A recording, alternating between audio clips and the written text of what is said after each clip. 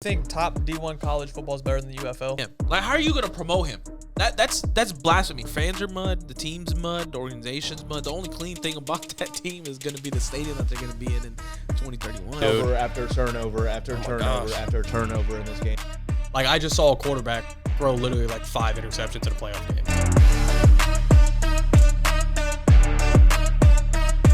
And welcome back to another For the Win podcast. I'm back with the boys as always, and today we got another treat for you.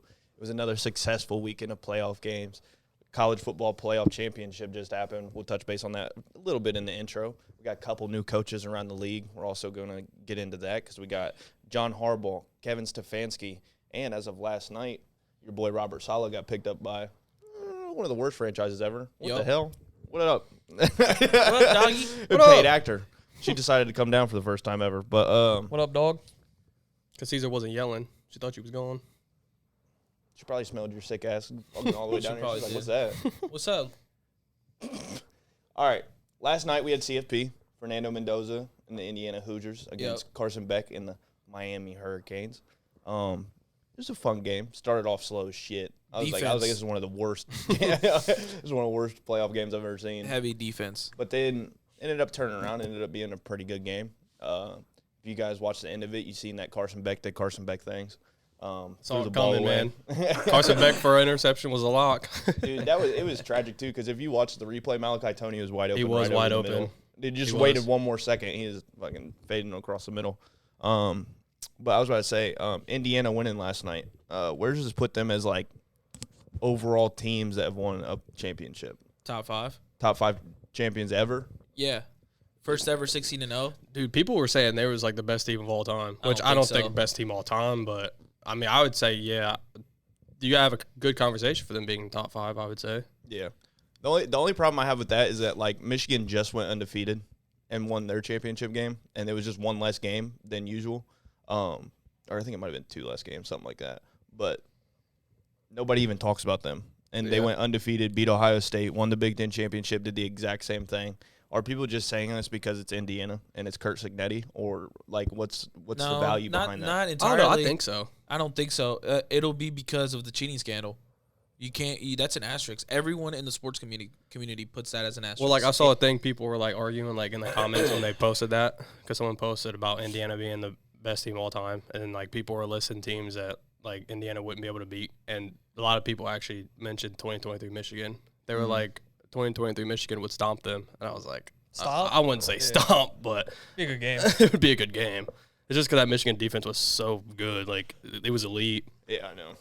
Especially because they had the running backs. I mean, J.J. McCarthy made the passes when he needed to, I guess. But dude, the running back, their two-headed monster, that system that they had going there, that shit was crazy. Because they had Corum and Donovan Edwards, and that was before Donovan Edwards fell off tragically. But then also, dude, you know, they're in trouble right now for some scheming stuff. They've been hacking into databases and taking people's practice film and stuff like that, I guess. Well, yeah, if that's found out to be true, that derails this whole season. That will, but Damn, dude, I didn't know that. That's crazy. I didn't say that either. you're not guilty until you're innocent until you're proven guilty, right? Because that happened with Michigan too. Everyone was like, "There's no way." They proved it. Okay, so now everyone understands and admits. At least for me, that's an asterisk. You cheated your way to the championship, right? I will, and if Indiana's found to be guilty of that, I'll say the same thing. It's an asterisk on your championship. You should be stripped of it, and you cheated your way to the championship. As of right now, from the knowledge, from the information that we have, it's only a what is it called? A rumor? Not a rumor. An accusation. Allegation, right? It's not proven yet, so I'm gonna take it with a grain of salt, right? However, Kurt got to be like top 2 greatest of all time, right? And he's only behind to the one and only Nick Saban. I mean, it's crazy what he did with Indiana. He took the worst school in FBS history, based on winning percentage, in 2 years made them national champions. Crazy. That's top 2, bub. The only thing that I would counter argue with that, which I don't have any, I think Kurt Signetti is a great coach, and he'll probably go down as top 5, top 2, whatever you want to put him as college coaches if he stays there and keeps winning. But he did arrive in a time of NIL. So it's not the Indiana it was 10 years ago where you had to just pull people directly just based off of recruiting and scholarships and stuff like that. They got Mark Cuban now. Mark Cuban's been writing them checks for money and shit like that. So I mean, they're getting up there with Oregon and money if you're talking about, because Mark Cuban, we know he loves his sports teams and he's probably writing $50 million checks for them to go and get people. So yeah, it's a different situation than it was 10 years ago. I'll say that. But this team has no like 5 stars and 4 stars. I mean, that's true. Yeah, they do. I mean, they are all experienced though. Yeah. Did you see the stats that they put up before the game? Compared to 5 stars and 4 stars, Indiana had 8. Miami had, I think, 15. They were in the teens. I know that for sure. But if you counted their CFB snaps, like their college snaps, it was 600-something, 700-something to 980-something. So almost 1,000 college snaps. Yeah. You got to think. So they were super experienced, bro. Just like honestly, like that. I mean, like that 2023 Michigan team too. Like that's why they were so good, because literally 9% of their team were seniors. Seniors and like juniors. Harbaugh literally developed that program to win a national championship, because he was like, y'all are going to stay here for 4 years, develop, and by the time you guys are seniors, we're going to be crazy. Yeah, because we're just going to be better than everybody else and more experienced. You think just like this Indiana? You think team. top D1 college football is better than the UFL? No, like Big Ten, SEC, like playoff ball. You think that's better than UFL? The UFL has failed of those people. Yeah, I'm talking about like now though, like how like now you're seeing people stay all 4 years or 5 years, 6 years. Wait, are you asking it as in a CFB team against a UFL team? Yeah, type of like situation? just like Indiana versus a Like- UFL team. like the worst UFL team. Yeah. I would still say no, because So it's like still the consider conversation of like say like when people say like the Titans versus Indiana. Yeah, like, yeah. do you think it changes when you do Indiana versus the worst UFL team? I don't want to, because I think they're hard. still professionals, and those are not even just failed college players; they're failed NFL players. You know what I'm saying? Yeah. You got top of the top players, even if you're a 4th string in the NFL. I mean, right? I still think that's still a better conversation. Oh, than, it definitely is, right? than like talking about like the worst NFL team, because like I agree. it probably just depends on like the amount of players though that actually end up being good, because like shit, like some guys that get drafted in the league and obviously end up being really good right away. Like, yeah, obviously, like they're gonna be better than the worst UFL player probably, Like, because they actually have a starting spot in the league. But I don't know. I think they could beat the best UFL team now. Like that I'm saying, like thinking is about Indiana the UFL champs if they're in it? it. Low key, I think they might be, now that I'm like genuinely thinking about it, because like some of the players on Indiana are like 10 times better than any of those players will ever. it probably be. depends on the team Like too. Mendoza is 10 times better than any quarterback that's Yeah. in the UFL. Like Elijah Sherratt, he's probably would be the number 1 wide receiver in the UFL. Like, Bo, like let's be That honest, Bo. defense, Like, So that's weird. like depending on also how dominant of a team that we're talking about. Like, bro, like 2019 LSU probably is better. Yeah. Like that, like the 2 years at Georgia were dominant and won back-to-back natties. Bro, they're probably better. Like, dude, half of their team, they're all starters in the NFL. That's why you know what I'm saying. The So it's like, reason it's hard to beat that LSU team is because all their success in the NFL. Because Yeah. like now looking back at it, like yes, like that whole offense is in the NFL. Yeah. And was like starting, and then there was a couple of defensive players too. Yeah. So we that's, had like what, Grant Delpit? Grant and people Delpit, like that. yeah, Patrick Queen, Yeah. Joe Burrow, Jamar, Yeah. Justin Jefferson. We obviously know about Patrick them. Queen was on that team? Yeah, Yeah. he He was. he got in a fight with Joe Burrow. in practice. Oh no, Joe Burrow got his ass whooped. Joe Burrow stepped up though. No, dude, I think they might beat him actually. Hey, talking about Patrick Queen, I saw a meme the other day where when Tomlin left the Steelers and stuff, Patrick Queen tweeted, he was like, "You taught me how to be a leader of men." And then someone put it, he said, "He taught you how to be a leader in missed tackles." I was crying. Dude, I think he still put up like 130 tackles this year, but yeah, he does. He has a couple bad missed tackles. His counter argument on that was so stupid too, because he responded to that. Oh, really? What did he Yeah, say? he was like 22 of 36 missed tackles that he had or something like that. He said we're what are they called? Like combined tackles, Yeah. and he was like, and people were holding him up, and I just tried to kill him, and I whiffed, and I was like, okay, I was like, That's so messed up. wrap up, I don't care. Yeah, But I learn was just like, how that to makes actually no tackle, sense, bro. bro. Nah, yeah, Patrick Queen's probably gone too, unfortunately, but that's a whole different thing. But no, I'm telling you, I think Indiana probably beats the best UFL team, because I was thinking about it, dude. Columbus Aviators, like their big signing was G. Scott Jr. Yeah. Oh, that's And he's crazy. not on That's That was the crazy. big- because he was like a 3rd round pick. So That's what whatever. the big side. We That's just don't a know. third round pick. I know, but we just Yeah. don't know their first round people that they got. It's probably a quarterback that was Yeah. failed in the NFL too. It's like these guys are bad. Yeah, especially now with NIL and That's why I was the like transfer college portal and football stuff. is like turned into like a mini NFL. Like it's like yeah. The last Oh, quarterback yeah. that was genuinely decent that came from like the UFL or XFL, it was from the XFL at the time, was PJ Walker. yeah, I don't know if you He started remember for the PJ Panthers. Walker. Yeah, He PJ played Walker, for the yeah. Panthers for a little bit. Other than that, I mean, it's like they're nobodies, bro. Yeah. They're just like they're failed. Like genuinely, they're failed team. Like the one is a Miami Hurricanes quarterback from like 5 years, like 8 years ago, and he's a starter on the UFL. And it's just like, yeah, that's not gonna work. So yeah, I changed my mind. I think Indiana is the UFL champions. All right, reel it back in. Actually, hold on. You just went to Tennessee. How was the wedding? Oh, wedding was good. Tennessee was fire. I mean, it was great. I wish I was still there, to be honest. Loved it. What'd you do? What was the funnest thing you did? Funnest, we did like a mountain coaster. So I did that. Yeah, that shit's fun. this wasn't fun. I went in a helicopter.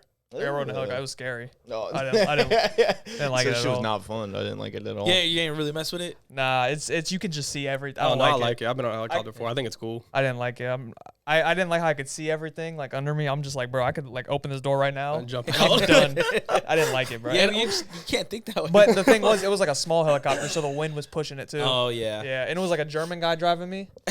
flying you, but okay. He kept asking me questions, dude, and like when I'm scared, like I cannot talk. Yeah, So he was like asking me like basic questions, but like I was answering, but like I couldn't talk. He probably noticed it, and he was trying to calm me down. Like, Yeah. I mean, they see that every day. Was it just you in the helicopter? No, it was me and my cousin. Okay. Yeah.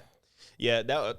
I don't know. Helicopters are weird. I'm also the same. Like, I don't mind flying. Have you ever flown before, like in an airplane? I can do airplanes. That's why I was like surprised. I was shocked, like I was nervous I was in the helicopter. Yeah, that's what I'd probably be scared as hell on that too. Because I remember when we were there, and I think it was Gatlinburg, or it might have been Pigeon Forge, whichever one. They're right next to each other. But there's a like where you get into like the big glass like cages type deal, and they like take you up the mountain like that. Yeah. And I was like scared, but Fred, my old boss, which is my dad's friend, he's terrified of like stuff like that, like bridges and stuff like that. Dude, he was in the corner like this, fucking freaking out. He was like, it stopped, bro, because like something happened. He said, "Oh my god, I'm gonna die, Eric." He said, "You got me on this bitch." He said, "I'm gonna kill you when we get on the ground." It's yeah, I don't know. It's weird. It's crazy. I think my fear too is like, because I'm afraid of heights, but like I can ride like roller coasters, too, get yeah. in planes, stuff like that. I think it's like when I can envision like myself like falling over, Yeah. or the easy ability of just hitting the ground. That's when it freaks myself out. Cause like I'm right behind the dude driving. Like I see everything. Like I see him like steering and everything. I'm just like, bro, I don't like this. I feel like I was just floating in a bubble. Imagine he like hard yanked Yeah. left, and you're like, go. Yeah, it was windy, so like it was moving the helicopter a little bit too. Yeah, but Damn, he was getting turbulence. Yeah. Bro's in the back like, so that was, but it was I'm glad I did it though. I'm glad I did it. So Yeah, that's it was fire. one of those things. Yeah, I ate good food. You know, just How was the hot, wedding? Hot tubbing. Wedding was fire. Wedding was fire. They had after like during the reception, they had the Bills and Broncos game on the TV. Just on the Yeah. the projector on the middle of the wall. That would have been fire. Like during like when the game got good, everybody was just hovering around the TV. everybody was locked in. Yeah. Dude, bride and groom are just sitting there looking at the TV like this. Yeah, and that was like 4 hours after the wedding been like going on though. So No, I get it. I just recently went to a wedding after like 5 hours. I was just like dancing. I was like, dude, I don't even want to dance anymore. It just keeps. You're like, dude, we're just doing this just because you have the time slot. Yeah. That's genuinely the only reason. Good time though. I recommend Gatlinburg, Smoky Mountains if you've never been. Oh, it was in Gatlinburg. That's where you Yeah. went. Yeah, Gatlinburg is nice. I like it. You been there too? Yeah, yeah. You say you did a thing in the mountains. What was it again? What was? I did the mountain coaster. Yeah. Is it the one where you just lay down and the only thing you have is a brake with your foot? You have brakes, like you can pull up the speed and control it. That shit, dude. Because y'all know I don't do roller coasters, so I don't know what in my brain told me. It's like, get on this shit. This is about to be fun, dude. I'm scared. Mind you, it's made for 4-year-olds. Dude, I was pumping that motherfucking brake, bro, because it's all gravity. So Oh, no, I've that's- never rode it, so And it made the I'm about to ride for it me when right I away. went, it was like making like a vroom, vroom, when you go and I made the cuts and stuff. I mean, I still had fun, but like on some turns when it was like a tight turn, because it's like woo, you know, it's supposed to be that woo. Is that shit like the minecart ride? Yeah, basically. Yeah, genuinely. But it's supposed to be that woo. I was hitting that brake. Oh shit! All right, I'm fine. All right. Dude, when I went, there was somebody who was like you and kept braking, so I was just sitting there going like 4 miles per hour. And I was like, bro, this sucks. But I did another one too, and I got to go pretty fast. Well, these ones you like cool. race each other, so it's like one at a time. Gotcha. So it's good. yeah. That's fire then. It's Yeah, cool. no, the one that I went on, it was like you would like there's obviously like only a certain amount, but like somebody goes in front of you like a minute. Yeah. But again, if they're scared as shit, they're fucking Yeah. breaking, and you gotta sit there and just hold They it. got a whole bunch of like Ripley's Believe It or Not's theirs too. Yeah. Like Oh, those are cool. Yeah. So I did a couple of those. Those were fire. Did you go to any of the go-karts? Like It was cold, so I didn't do a lot outside. those are fun because those are like actual go-karts. They're fast. They got double deckers too. Like you'll go like up and down, and like you'll be on like a 3 level of go karts. I did one where it literally just it's like a parking garage, and it was like what would you call that? Straight up, like It's where you go around and around. just a little loop de loop. Like a donut, bro? Like a spiral. Dude, it was like 5 levels, bro. That shit was tough, but it was all boards. You go. You was shaking? Yeah. Bro was in Donkey Kong Arena. No, legit. That's what it felt like, bro. Dude, the one that I did, I felt like I was in like Tokyo Drift or something because genuinely, like you would go and it'd be like it dropped like that. Oh, really? Yeah, but I mean, like obviously not like crazy, a 90 but degree, but like you yeah. drop and then like you'd go around the corner and then somehow you'd like look down. And you're like, damn, how'd I get 3 stories up? But it's pretty cool. Yeah, dude, it's like a big like arcade for like grown ups, low key. Yeah. It's definitely tough. Like all said, I would definitely recommend it if you can go. It's definitely a cool experience. You went to that wax museum, or is that the Ripley's Believe It or Not thing? That was a wax. The photos I was sending, Yeah. that was the wax museum. Okay. Had everybody like Lil Wayne, Eminem. Dude, that Post Whole bunch of Malone thing actors. genuinely looks like me, and that shit Yeah, is it kind of does. scary. When you said that, I was like, Yeah. oh, it does. I was like, whoa, because there's been like 2 people ever in my life that told me I look like Post Malone. I was like, really? I was like, I don't see that. And then I go in the wax figurine. I was like, damn, I might actually genuinely look like I him. don't know if he used to have like cornrows, so and then, Yeah, I and then he know. shaved his head, so I don't know. I didn't know if he grew his hair out. Yeah, but- no, he had his hair grown out like that was his rock star era, I want to say. So like when he was doing like Hollywood's Bleeding and stuff like that. Yeah. That was like genuinely when he had all that stuff on. But yeah, I haven't seen him in a while. He might look like you. I mean, that did look like you once you said it. That's your celebrity lookalike. Which is not good because I mean he's not good looking, but he's got tats all over his face. So I guess if I got tats on my face, I'd look like him too. That Mr. Beast one had me weak. That's why I That took a photo. doesn't even look. It was Yeah, so that's- random. they had a I Mr. was Beast like, one? bro, yeah, he's next to Cardi B. I was like, bro. Oh my gosh. That was just a little filler. I was just like, yeah, let's throw this. Some of them in are there. like creepy though. Some of them are like scary looking. Yeah, if you like go like right next to him, it gets creepy. Yeah. But you get used to it after a while.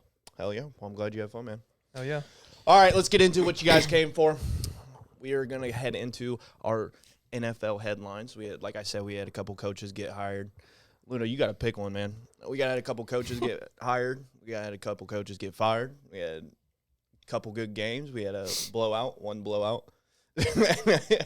Looking at the man over there, it was the 49ers shit the bed. But We were never supposed to be there, man. The Eagles shit the bed and But- gave us fans hope. I do want to talk about a couple of the coaches first. John Harbaugh just got hired to the New York Giants. He got 5-year contract, right? Yeah. Yeah, 5 he years. was one of the only ones to get a 5-year contract. 5 years, 100 mil, I believe. Top 5 highest paid coaches right now, if not the highest Damn. paid. was I about don't to have say. the full statistics, but I think that's what it is. I mean, that sounds about right. I think Yeah. when because Tomlin, when he got fired, dude, he had $50 million for 2 years, and I was like, what? I was like, that's how much you're getting paid? That's insane. When you look up coach contracts, bro, you can't see what they're like exactly paid. Did you know that? No, I don't know. Because I looked up Mike Tomlin's contracts, and it's just like blank. Really? Like it's just blank. and Well, it just he has also the got years. fired. He Well, didn't no, get fired. I He know, walked but away. What I'm saying is, Well, like, when yeah. you go to previous years, Yeah. like, I don't know if, like, you can look put it it up. out there if you want, or you can hide it if you want. Because I'm not sure, because coaches' contracts aren't in the salary cap or anything, right? No, they're not. No, it's just whatever you want to pay them. Yeah. Yeah, so that's what I'm saying. It might just depend on, like, franchise-wise. But, like, when I looked up Mike Tomlin stuff, like, it was, like, you couldn't find, like, year-by-year base. I mean, unless I was looking at terrible websites, but This one says Mike Tomlin was $16 million a year. that's what I'm saying. But then, like, the report was that he had $50 million left on 2 years left of his contract. So he's could've- getting paid $25 million at the time. Yeah. And I was like, holy hell. Yeah, but John Harbaugh is making, it said like $20 million for 5 years. Yeah. Being one of the highest he's paid making coaches $20 now. million a year. 20 It's million a year. $100 million for Yeah. 5 years. Sounds about right. Yeah. It's a huge contract. I think that's a Contract. great signing for the Giants. I think Giants have needed something like this. They need a leader of men, and that's what John Harbaugh has been. I mean, obviously they've had their downs recently, as the Ravens that I'm talking about. But where do you guys see a ceiling of the Giants? Do you think this is a good signing? And what are your thoughts? We'll start with Austin. Yeah, my biggest – this is kind of like separate from the Giants. I just want to add this. This coaching cycle right now is showing you that right now that it doesn't matter what you've done lately, or it doesn't matter what your history is. If you haven't had success lately, you're going to get fired. Like this cycle specifically with Harbaugh leaving, Mike Tomlin getting fired, Sean McDermott getting fired. Like these are all successful coaches, and everybody's just getting fired. Yeah. So it's crazy to show you like those type of coaches can lose a job. That's one takeaway I had from this. But for the Giants, though, it's tough. I want to say that it obviously moves the needle because he's John Harbaugh. He's a floor raiser, but like you just see the ceiling with him is just you don't know what it will be. I mean, you don't know how far he can go. Every year in the playoffs, it's been disappointing since like before they got Lamar, he was on the brink of getting fired. Yeah. So I obviously like this Giants team. I mean, you got your quarterback with Jack Starr, Scatterboo, if he comes back healthy, Neighbors. They have Abdul Carter last year. Like, they have another top draft pick this year. Like, this team is heading in the right direction. I mean, if you're asking for ceiling, I would say maybe playoffs next year, but it'd still be tricky for them to get in. They're in a tough division, especially with Jane Daniels coming back. Yeah. Not just next year, just like in general. Like, do you see this team like succeeding? Do you see a Super Bowl in the future? Super Bowl. I can't give them a Super Bowl right now. I mean, I feel like there's no argument to. I mean, they won what last year? How many games they won 4. last year? Yeah, 4. I'm not going to ever say a team next year is winning the Super Bowl just because of a I coach. get that. Yeah, So no, I don't unless I mean they would have to make a lot more moves to get into a Super Bowl conversation because that's kind of crazy.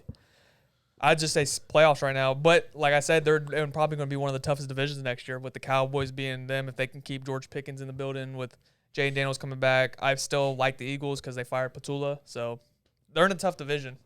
Yeah. Maya? Yeah, that's the thing. I feel like that's a good question. You got to ask yourself, what do you think the Giant ceiling is? So, like, obviously, like what you said, it moves the needle. It definitely makes them better. Like, he doesn't really have to do much, right? I mean, yeah, they won 4 games. You're talking about a franchise that literally probably wins 4, 5, 6 games a year, right? I mean, they're usually a team that has a top 5, top 10 pick, right? Besides the one year that they made the playoffs, but they're just a franchise that they need a change. You know, John Harbaugh obviously needed a change. We all respect what he did in Baltimore, but so yeah, obviously they're going to be better. It's not going to take much. He just has to win a couple more games, right, every year, possibly compete for that division, right?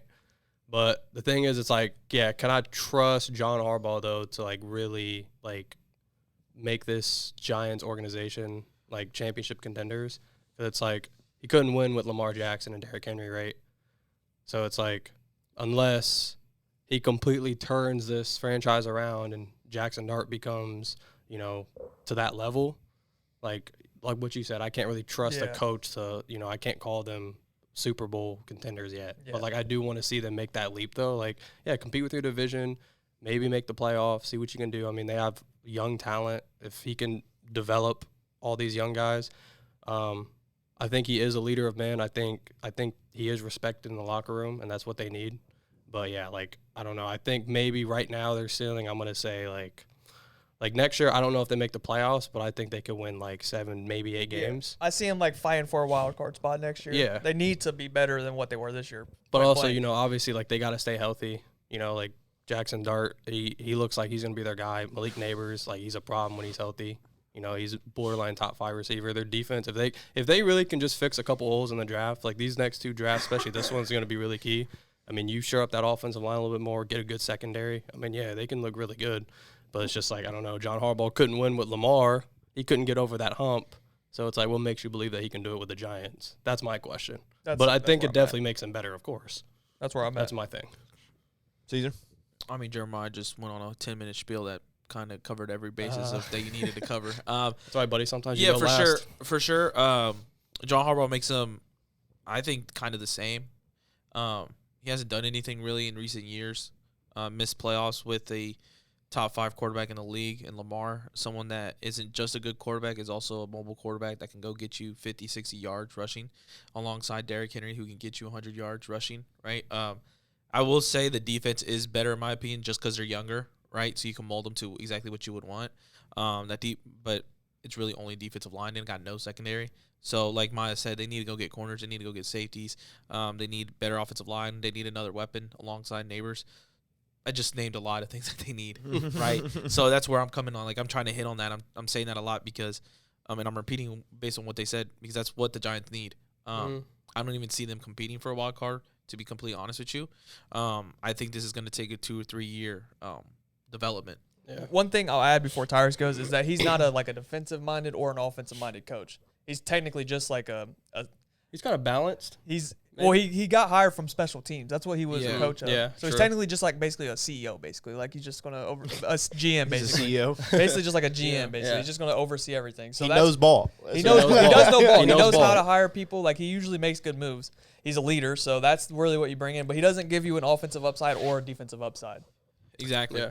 And that's fair, but I mean, with his name, I will say this: with his name being brought into New York, the OCs and DCs that will want that job are a higher caliber OCs and DCs than they were with Brian Daboll.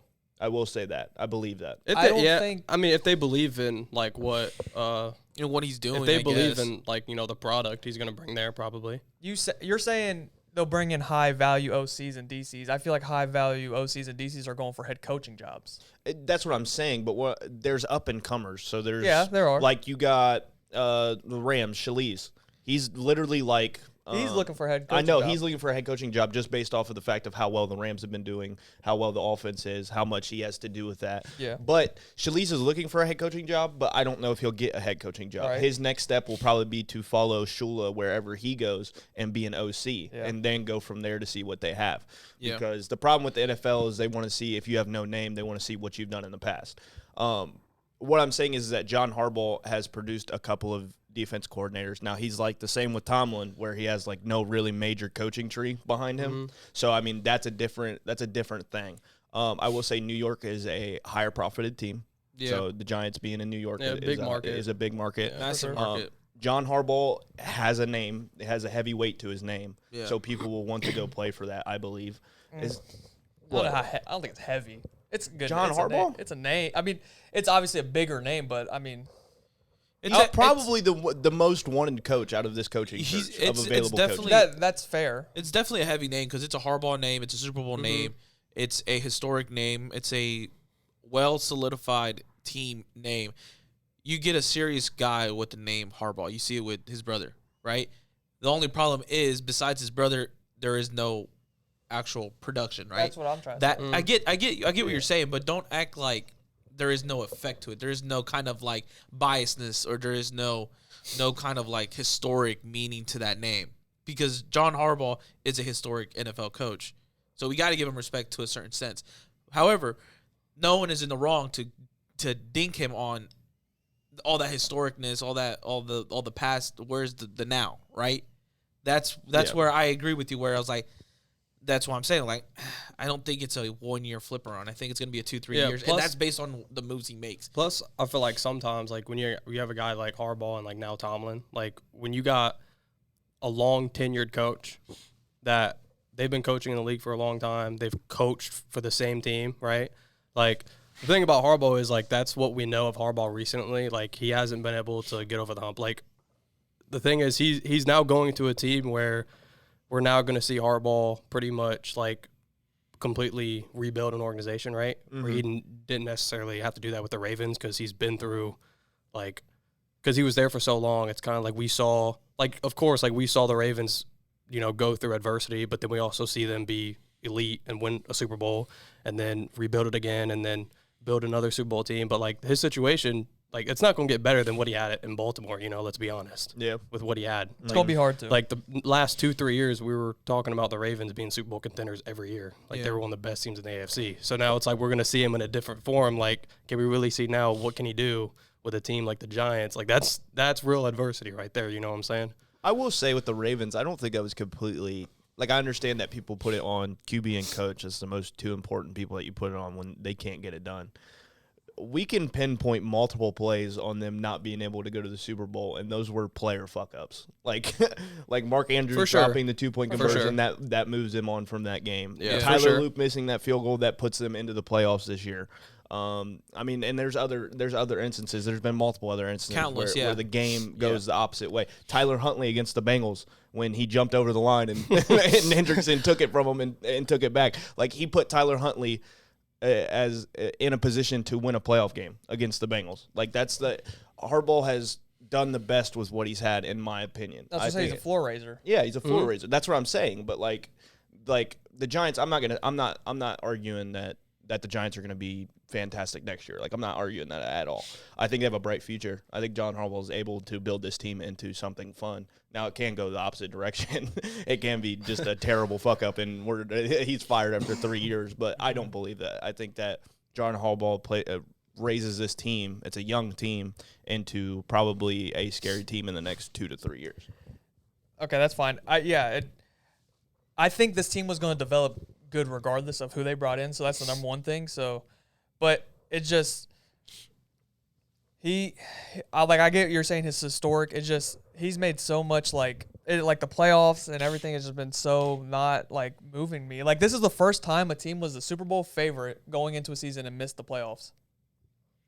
This is the first time ever. I mean, yeah, that's true, but I wouldn't. It was a weird situation because Lamar was hurt for like 4 weeks. 5 weeks. And that defense didn't perform at all. I mean, I see what he's. I mean, they still had a chance. They still had a chance to make the playoffs, though. And Tyler Loop missed the field goal. And Lamar, after missing their star quarterback for 5 games. Said even if Tyler Loop misses that playoffs, his job's only secured for one more week because he would have lost in the wild That's because the GM made up his head, and the GM's a loser for saying that shit. It wasn't the GM first of all. It was the owner of the team. It's the owner of the team. Yeah. Holy shit! And the owner of the team, he's a loser for even saying that shit. Because John Harbaugh has brought you a Super Bowl, has brought you multiple successful teams each year. Like, winning a Super Bowl is hard. Yeah. Like, there's multiple franchises that have never won a Super Bowl. So, like, winning a Super Bowl has weight on being a coach in the future, regardless of whoever you getting are. to That's what exactly like Mike McCarthy still is getting. And it's a respect thing, too. It's a respect. Like I said, that's when you're a why long-tenured coach, like, people's going to be like, yeah, like, we know that you can do this. Like, you've been in the league for that long for a reason, so. It's just not moving me as much as it's moving other people. That's fair.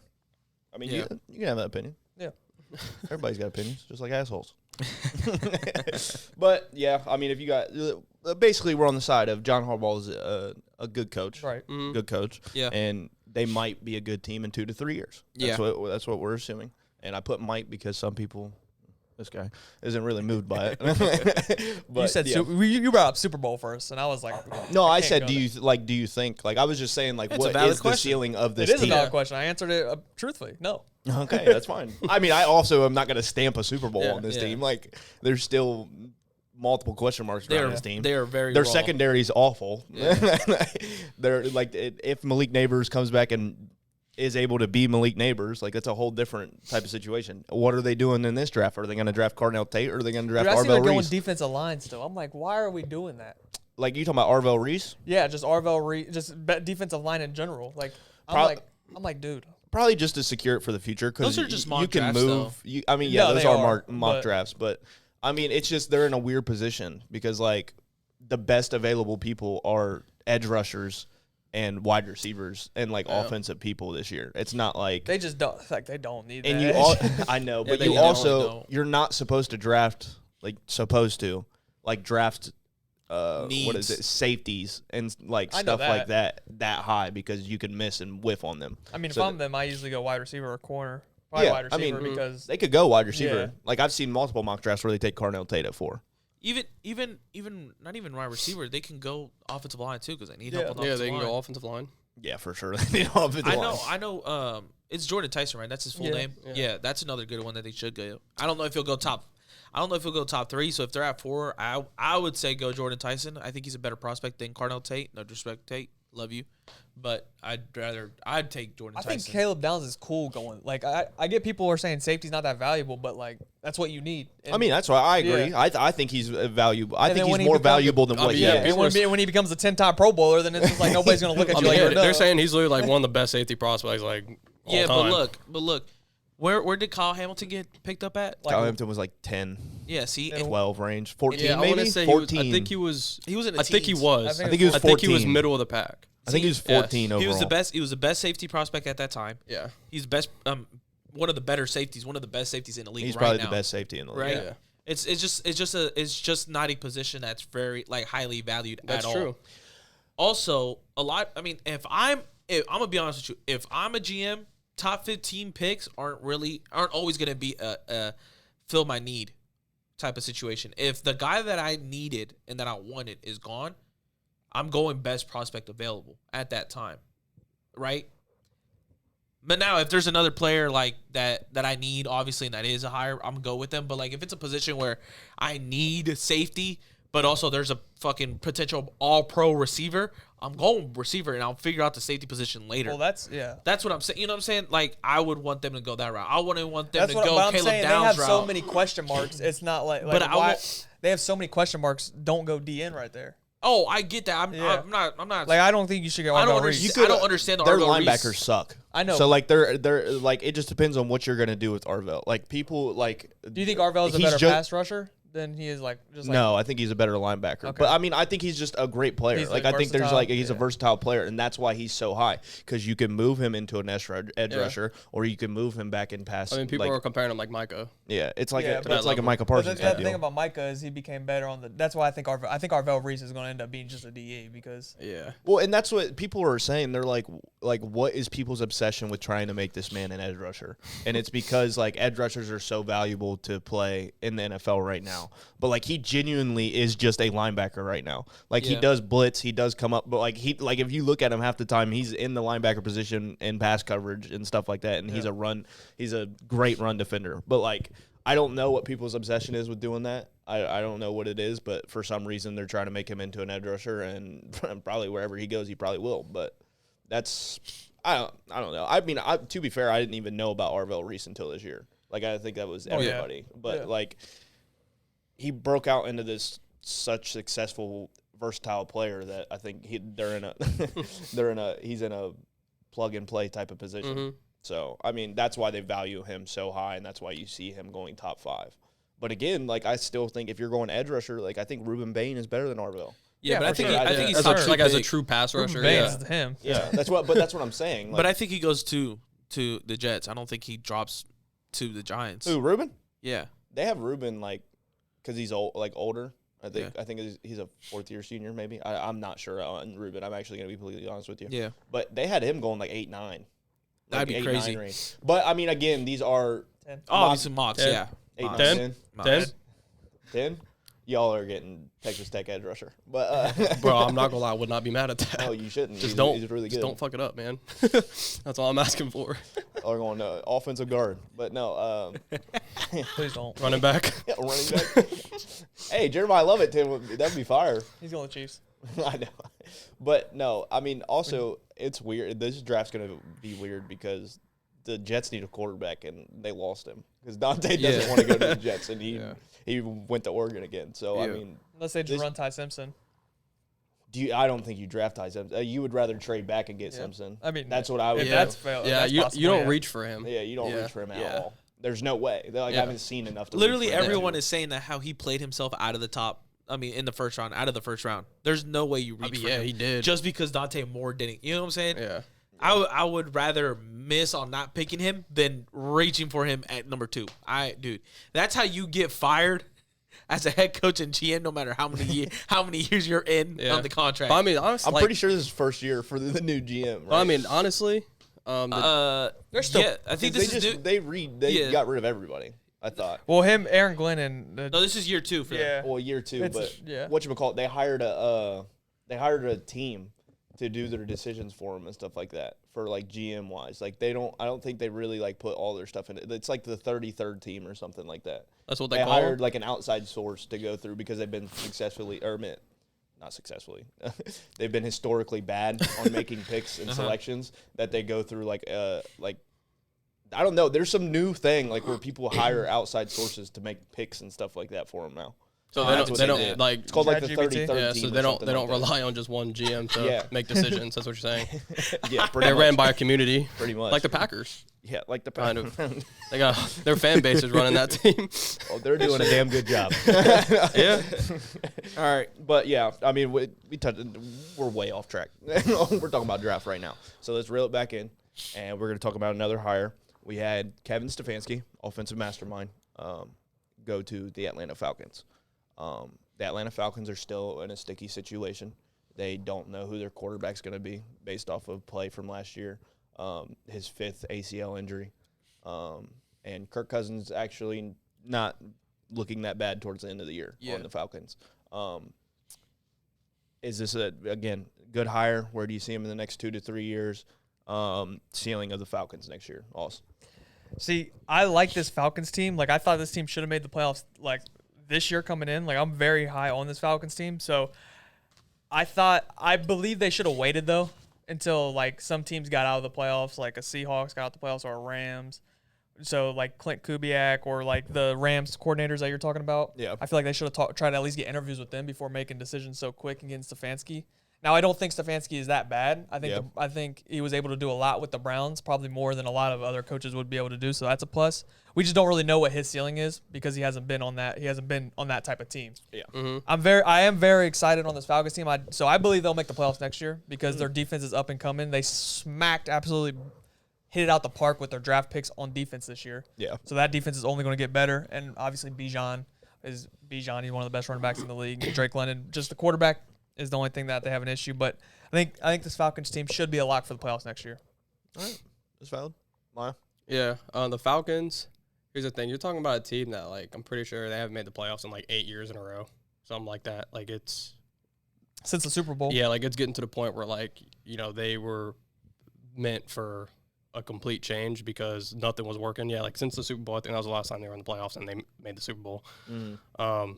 They're just one of those teams every year that, like, they have talent, but they just, for some reason, just can't figure everything out. And there's always just something that – I mean, you could argue, obviously, quarterback. Like, if you don't have a franchise quarterback, it obviously is going to push you back years, and they just haven't really been able to find that. But since Matt Ryan, like, every year they're just underwhelming, dude. Like, every year I want to be like, yeah, this Falcons team can win this division. It's a bad division too, and they are definitely, you could say, probably the most talented team in that division, and yet they're always underwhelming. I like this hire because I think Kevin Stefanski is a good coach. Yet again, he needed a change. Like, unfortunately, when you coach the Cleveland Browns, I mean, like, already that resume isn't going to look good. But the thing is, he won 2 Coach of the Years. You know what I'm saying? And, like, we all know that Browns defense is elite. That's not their problem. And their offense is piss poor. But, like you said, he did make the best out of their situation. Like, when they had Jameis Winston, I mean, Jameis Winston was slinging the pill. He made Jerry Jeudy, like, he had, like, 13 yards last year, right? 1,300. My bad. Yeah, 1,300 yards or something. But, yeah, but, like, and then obviously their run game was always elite and stuff like that. So I think he's going to be able to unlock Bijan even more. I think now we're going to look at Bijan at his absolute ceiling, I think, with Kevin Stefanski. I think he's not more Algier. Yeah, he's not going to be running Algier out there. You know what I'm saying? He probably still will. I mean, maybe you're supposed to put in your backup. I mean, yeah, right now, but, like, not as much as they did. But not to the point where he's like, oh, I trust my RB2 over one of the best running backs in the league. You know what I'm saying? Down, you put in Algier, like, that's wrong. Yeah. So I think he really can do some damage with this offense, which I want to see because I've been high on this Falcons team too, and and they're young, upcoming defense.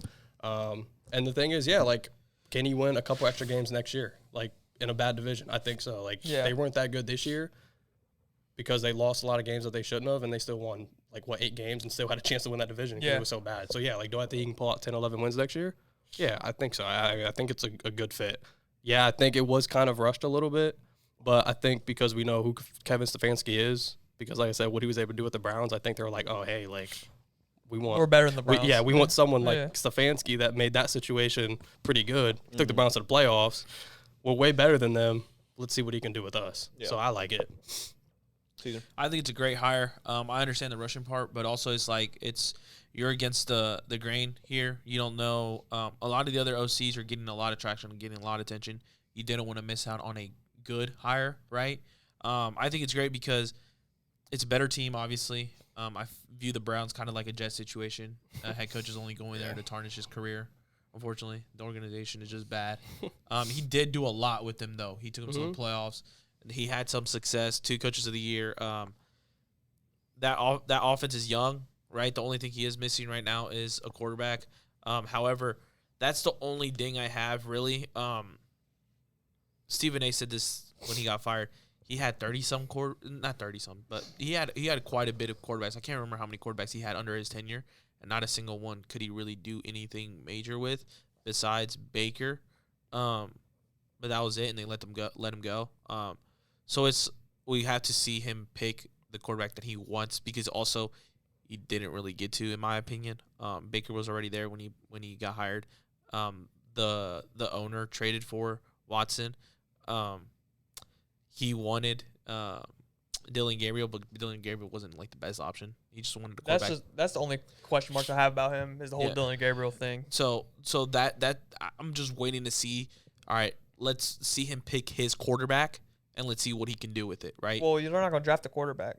Well, no, I know. That's why I think it's a great hire for next year, really. Because this year, obviously, they don't have a first-round pick. They traded it away to the Rams. So they got to wait till next year to get that.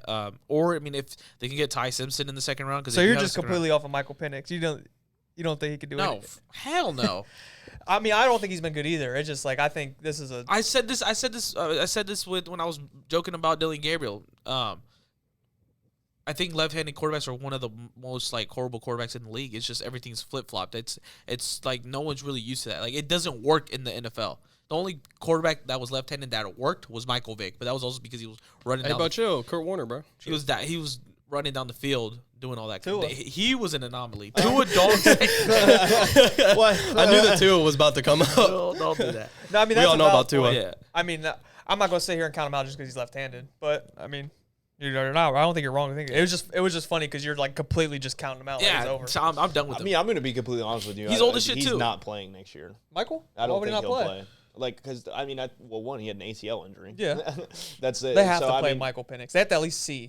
I don't think they play him, though, next year. But that's what I'm saying. Like, I think they'll sit him again. Like, I think it's going to be a weird They thing can't for sit the him again. Falcons. Because Yeah, they need to see if he needs to get extended or not. Bro, so that was his first year starting. Yeah, this will be year 3. I know You that. can't give him 1 year and then be like, let's like decide right there. You're not going to rush him back, though. They're It's not his rushing him fifth back. knee okay, this is different because it's not just a normal ACL injury. Like, this is his 5th ACL injury. Well, so they're going to take a little bit of time. That's something on you're that. going to have to deal with, though.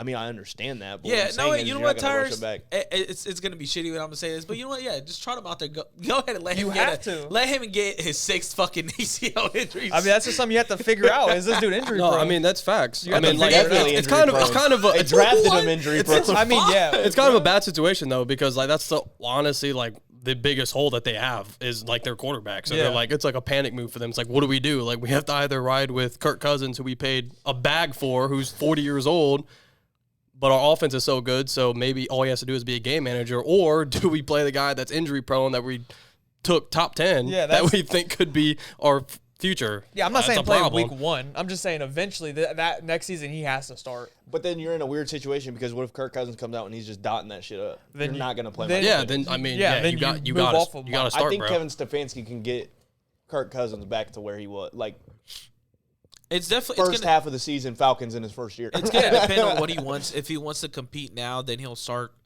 Kirk, in my opinion. And if he Which he's doesn't, been known to do. if he With doesn't, the Joe Flacco situation and stuff. yeah, if he doesn't want to, right? If he just says, "I want my own quarterback," he's gonna try out any quarterback out there and just sadly kind of tell his team, "We're waiting until next year to compete." I mean, and they are. I mean, You got to let this kid develop at some point. Yeah, I know. I mean, I agree as well. I think like he should have been in this entire year, Which he was going to be. which he And was then going to he be, hurt. but unfortunately, Yeah. the man tore his ACL again, which is a huge question mark to slap on 4 other huge question marks before that. So I mean, and I wasn't seeing anything astonishing from No. Michael Penix. Yeah. I mean, he had a couple good games. I mean, he had like 2 300-yard games, but like again, like there was no touchdowns with those games. I specifically remember. He had some bad ones, too. Like I was about to say, he had some bad ones, like he had some terrible games. But again, I mean, you do like. I think that they put so much into this that they will eventually let him write out his rookie contract, probably, unless he's so bad that you got to move on and just chalk it, which could be a reality. But I think Stefanski being there is going to unlock a lot of offense ability. I think you've seen a lot of staleness in that offense before with Raheem Morris, and that's pretty sad because of the team that they were with Drake London, Bijan Robinson, Kyle Pitts, like those type of players. Stefanski is just an offensive mastermind, and we've seen it from Baker Mayfield up to the Joe Flacco team that was able to win a playoff game. Or no, they got railed in the playoffs, didn't they? They beat the Steelers, and it was that wasn't a playoff. That was Baker Mayfield. Oh, you're talking about when they played the Texans? Yeah, Joe Flacco. Yeah, they got blown out. Yeah, Joe Flacco. So they did had win a bad game. My bad, but took the Browns to the playoffs, which in itself is astonishing. Basically a Super Bowl when you're coaching for that franchise. Also the Chiefs that year, right? No, that was with Baker. Mayfield. Yeah, with Baker, right? Stefanski was the coach. Oh no, he wasn't the coach because of the COVID thing. But he was the coach in the regular season, but he didn't coach in the playoffs because some COVID stuff happened. Oh, okay, So whatever, but still, they're running his offensive schemes because he was the play caller. But yeah, I mean, this is exciting for the Falcons. I think if you're a Falcons fan, you should be excited. Yeah. Just because you're probably going to be able to see your offense to its fullest potential. Outside of that, that division is terrible, so I wouldn't be surprised if you're able to win the division and go to the playoffs. And I think it's definitely a possibility with Kevin Stefanski as your coach. That would be my closing statement on the Falcons. Now, another name that I'm going to bring up, this person did not get hired. He actually got fired. We have Sean McDermott has just gotten fired from the Buffalo Bills after their playoff loss to the Denver Broncos. This is a team that has been – I shouldn't say set up, but has had Super Bowl expectations as long as you've had Josh Allen as a quarterback and Sean McDermott being their coach. And year again, they fall short. To be fair, though, Sean McDermott has turned this team around, winning 5 of your AFC East divisions. They're a 5-time winner, going to the playoffs, having this positive record as a Bills coach. And it's kind of just like a situation like Oz was saying earlier.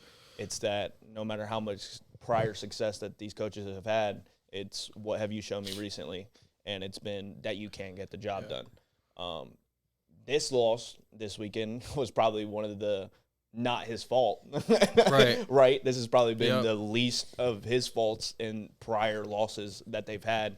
But I think it comes down to Josh Allen. You're not going to move on from Josh Allen. Josh Allen is a generational talent. And when you're sitting there watching these losses over and over and over again, you have to let go of one. And like I said, you're not letting go of Josh Allen. You're letting go of Sean McDermott. What are your thoughts on – yeah, you can go. Hold on. Give me a second. What are your thoughts on this firing, and how are you feeling about it? Caesar. When the news broke, I felt bad, and I was like, this is the right move.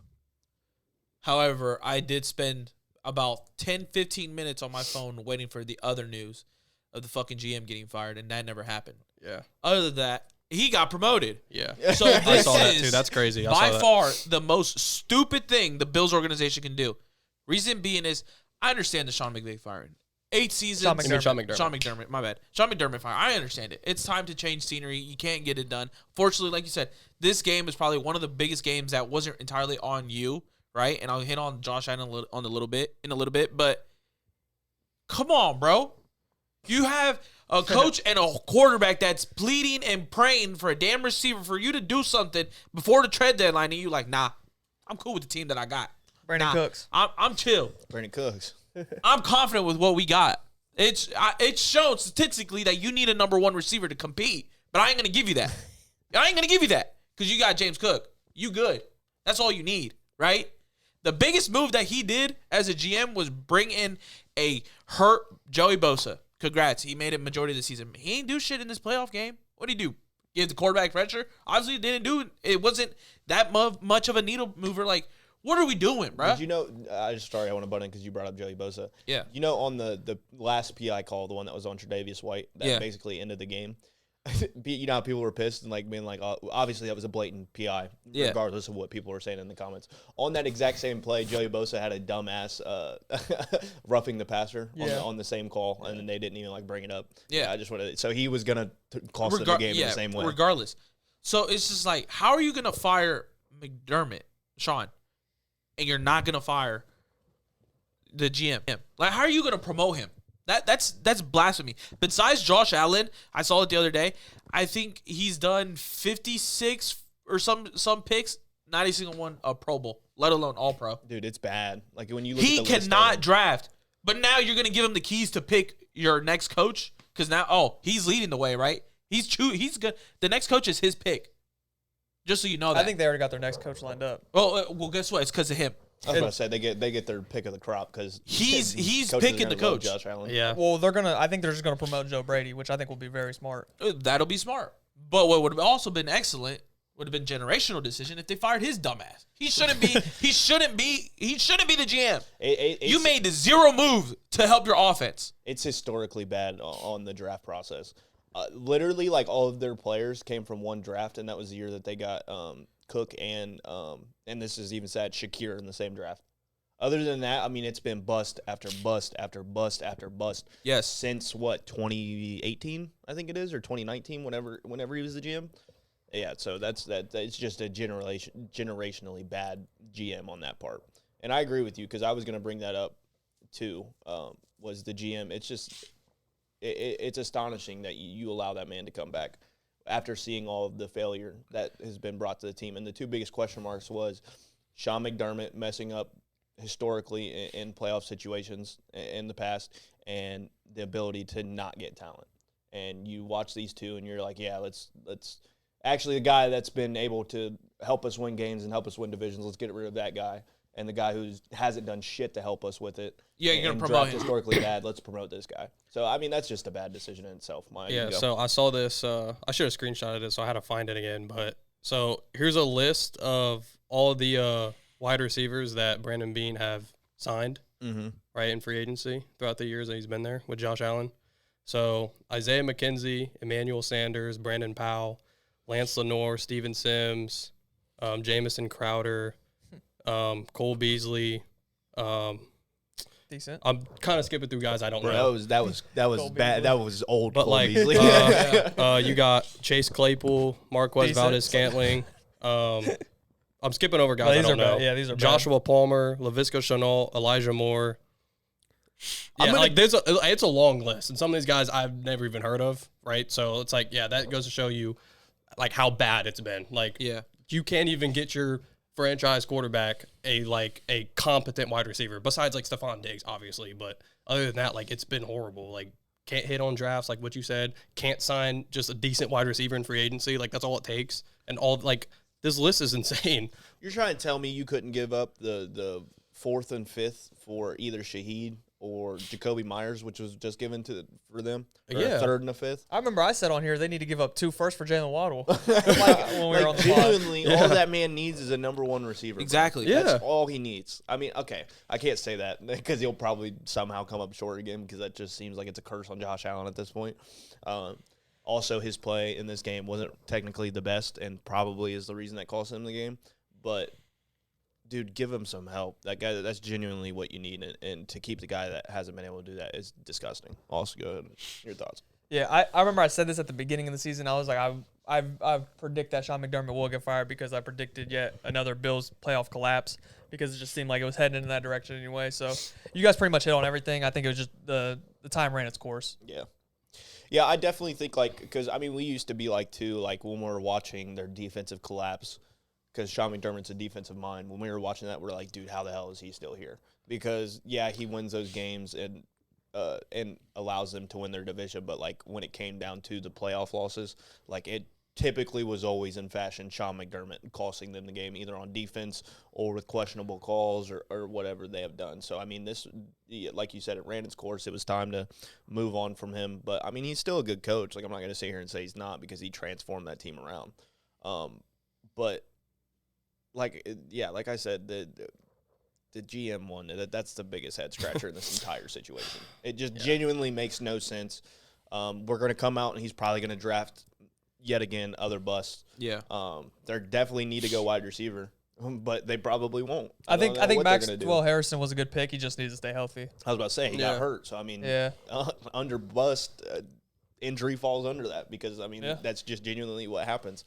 I mean, but then again, like their corners aren't even really like all that necessary right now. I mean, they're the number 1 pass defense. Yeah. So I mean, it's like corner safeties. Like that's not necessarily their problem. Their problem is the trenches and weapons on offense. So Yeah. Ed Oliver being out for the season definitely did not. Yeah. That hurt a Yeah. lot. That hurt for sure. But then again, like that defense was only going to help you so much. I mean, like I said, we needed like going into this. It was like Josh Allen has to win this year, but it was also we were like he has to be Superman in order to win. That defense was not Because good. again, Dalton Kincaid's probably his best weapon on offense, and that man is injury prone as hell. Yeah. He plays 20% of the snaps each game because he ends up leaving by halftime. That's genuinely what happens every time with him. So I mean, yeah, it is what it is. Probably going to go Joe Brady. They need to. If they don't go Joe Brady, I mean, they're going to have their pick of the crop because I mean, any offense or any coach in the world who's going for a head coach spot is going to want to go play with Josh Allen because you're securing yourself with a positive record for next year. So, I mean, that's definitely – but, yeah, they should go the Joe Brady route. I mean, he's doing a lot with nothing, too, being an offensive coordinator. But, again, I mean, how good is he really when you have Josh Allen who's able to do everything? But, yeah, unfortunately, sorry, Sean, you're gone. Yeah. I don't know. You'll find a job, though. I think Joe Brady could be a really good offensive coordinator. They're doing a whole bunch of those pitching plays. Or head coach. You see them pitching plays they've been doing? Like when they have a wide receiver cross and another one, they pitch it. They do a lot of those pitch plays. Yeah, those pitch plays are tough, bro. Yeah. When they work, yeah. It is just a Bills curse, too, though, because, I mean, like, Brandon Cooks did, like, when I say catch the ball, it wasn't a catch. I think it was an interception. But I'm saying he had that. He had that shit. Just hold on to it. That's And what I'm then saying. he gets up holding his head, and the corner's holding the It's ball just- up like this, and you're just yeah. like, damn, dude, that's the most Bill shit I've ever It's seen. just in my so life. unfortunate. They can never catch a break, bro. Just relying on Brandon Cooks to be that guy in that moment is just not. It's not a good. That's like a 20% success rate probably. Yeah. I don't even, Keon Coleman, he's so bad, bro. Like, and I don't know if that's just like, I don't know if that's again just like a failure on the organization for not like being able to build up his confidence, maybe, or the reason that he's not a number 1 and you're forcing him to be a number 1 because you have no offensive talent on that side of the ball and he's not able to progress into the player that he needs to be. I mean, these are all question marks behind that, but that's one of their worst busts in recent years. The only thing I'll say about their draft picks is that they are all late 20s. So the people you are, which is an excuse, the great GMs figure out a way to do it, but it is kind of hard to smack right there every time. I mean, it is, but it's Especially like a wide receiver. Usually the top ones are usually gone. trade for one. That's you don't need those late ones. Yeah. So trade those late ones for a wide receiver like Jalen Waddle. Go get fuck. You should have went and got Tyreek Hill when he was available a couple years ago. Like shit like that. Like when you can get a generational talent at wide receiver and you give up 1 or 2 of your first round picks for the next 2 years, knowing that you have Josh Allen, which is literally the best player that we've ever seen in generations. It's like you can't complain about giving up first round picks because most of the time you can't even hit on a first round pick. So it's like, go out and trade your first round picks that aren't even valuable to you really because you know you're going to get a late first round pick anyway and then trade for a solidified number 1 that you know is worth it. I mean, shit, I know you guys are like, nobody's high on him because he drops the fucking ball and shit like that, but dude, if they would have went and even got like DK Metcalf last year, like that would have been way better than the shit that they have now. And I'm pretty sure the Seahawks and DK Metcalf would have rather went there than the damn Steelers. They could have traded for Pickens, bro. That's what I'm saying. They could have traded for Pickens. Yeah, like these are made these are so wide many receivers moves that were given up for nothing. If it would have just been. This is what I'm saying. Like the GM, like that's a Bengals ass move. He just bro. like obviously it just seems like he's not on the phone enough. Like that's genuinely what it seems like. He's out of the loop. Nobody talks to him. No, he's not on the phone with these people, and it's like you need to be better at your job. Your job's a networking job. You need to become friends with other NFL teams. Like that's what it requires, and that's what. Unfortunately, they're not. That was a Bengals ass move. It's a Bengals ass move. Dude. Damn Bills. Bro got a promotion. That shit's crazy. But yeah, I mean, we'll also touch on this. Got brought up last night. Robert Salah just went to the Titans. I don't really have much to say about that. I mean, I think it's a good hire for the Titans, I believe, but honestly, it could end up being another Jet situation just because of how bad the Titans organization has been in recent years. Caesar, we'll talk to you because that was your favorite coach. How are you feeling about this move and what's going on with that? I feel bad for Robert. At least he finally got his job, though. Like I feel bad for him.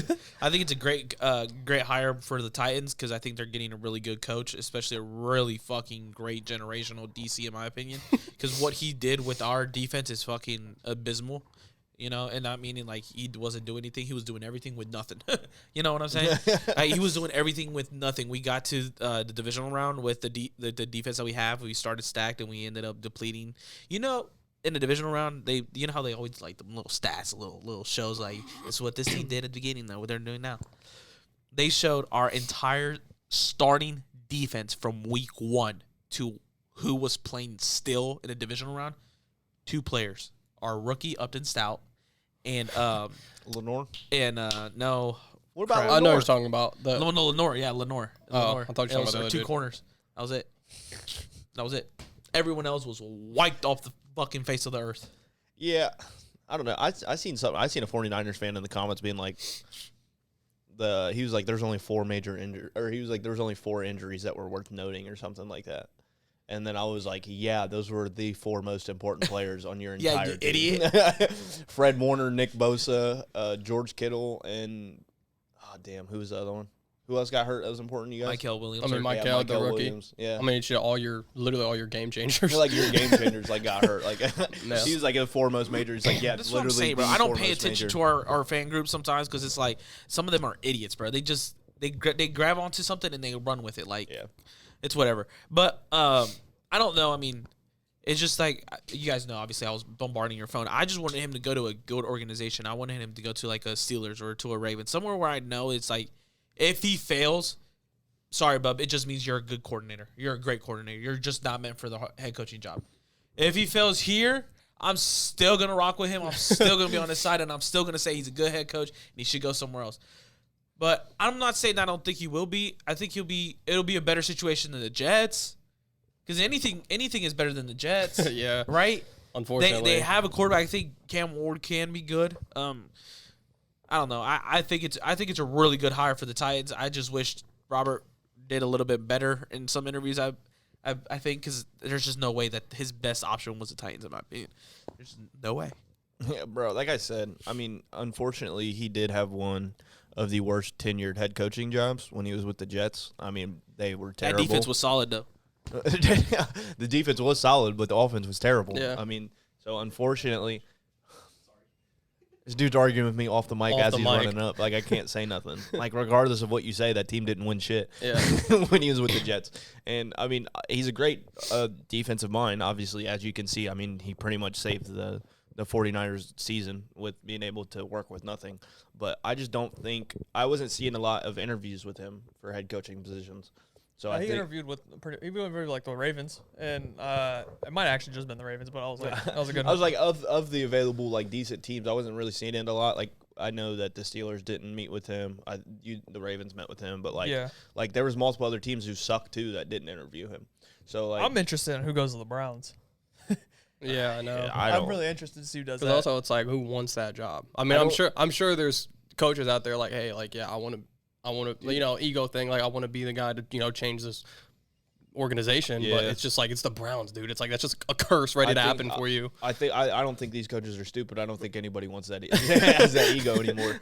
Especially when it comes to the Browns, though. Yeah, I don't know. Yeah, I just genuinely think that they might like nobody wants that job because I'm pretty sure I forget it was either Jesse Minter or one of the young like defense coordinators that were supposed to go to them for the second interview and they declined it and like they're just like no, like I don't want the job. That's like tough. That's insane to think that like you're declining a head coaching job just because you have interest from other teams.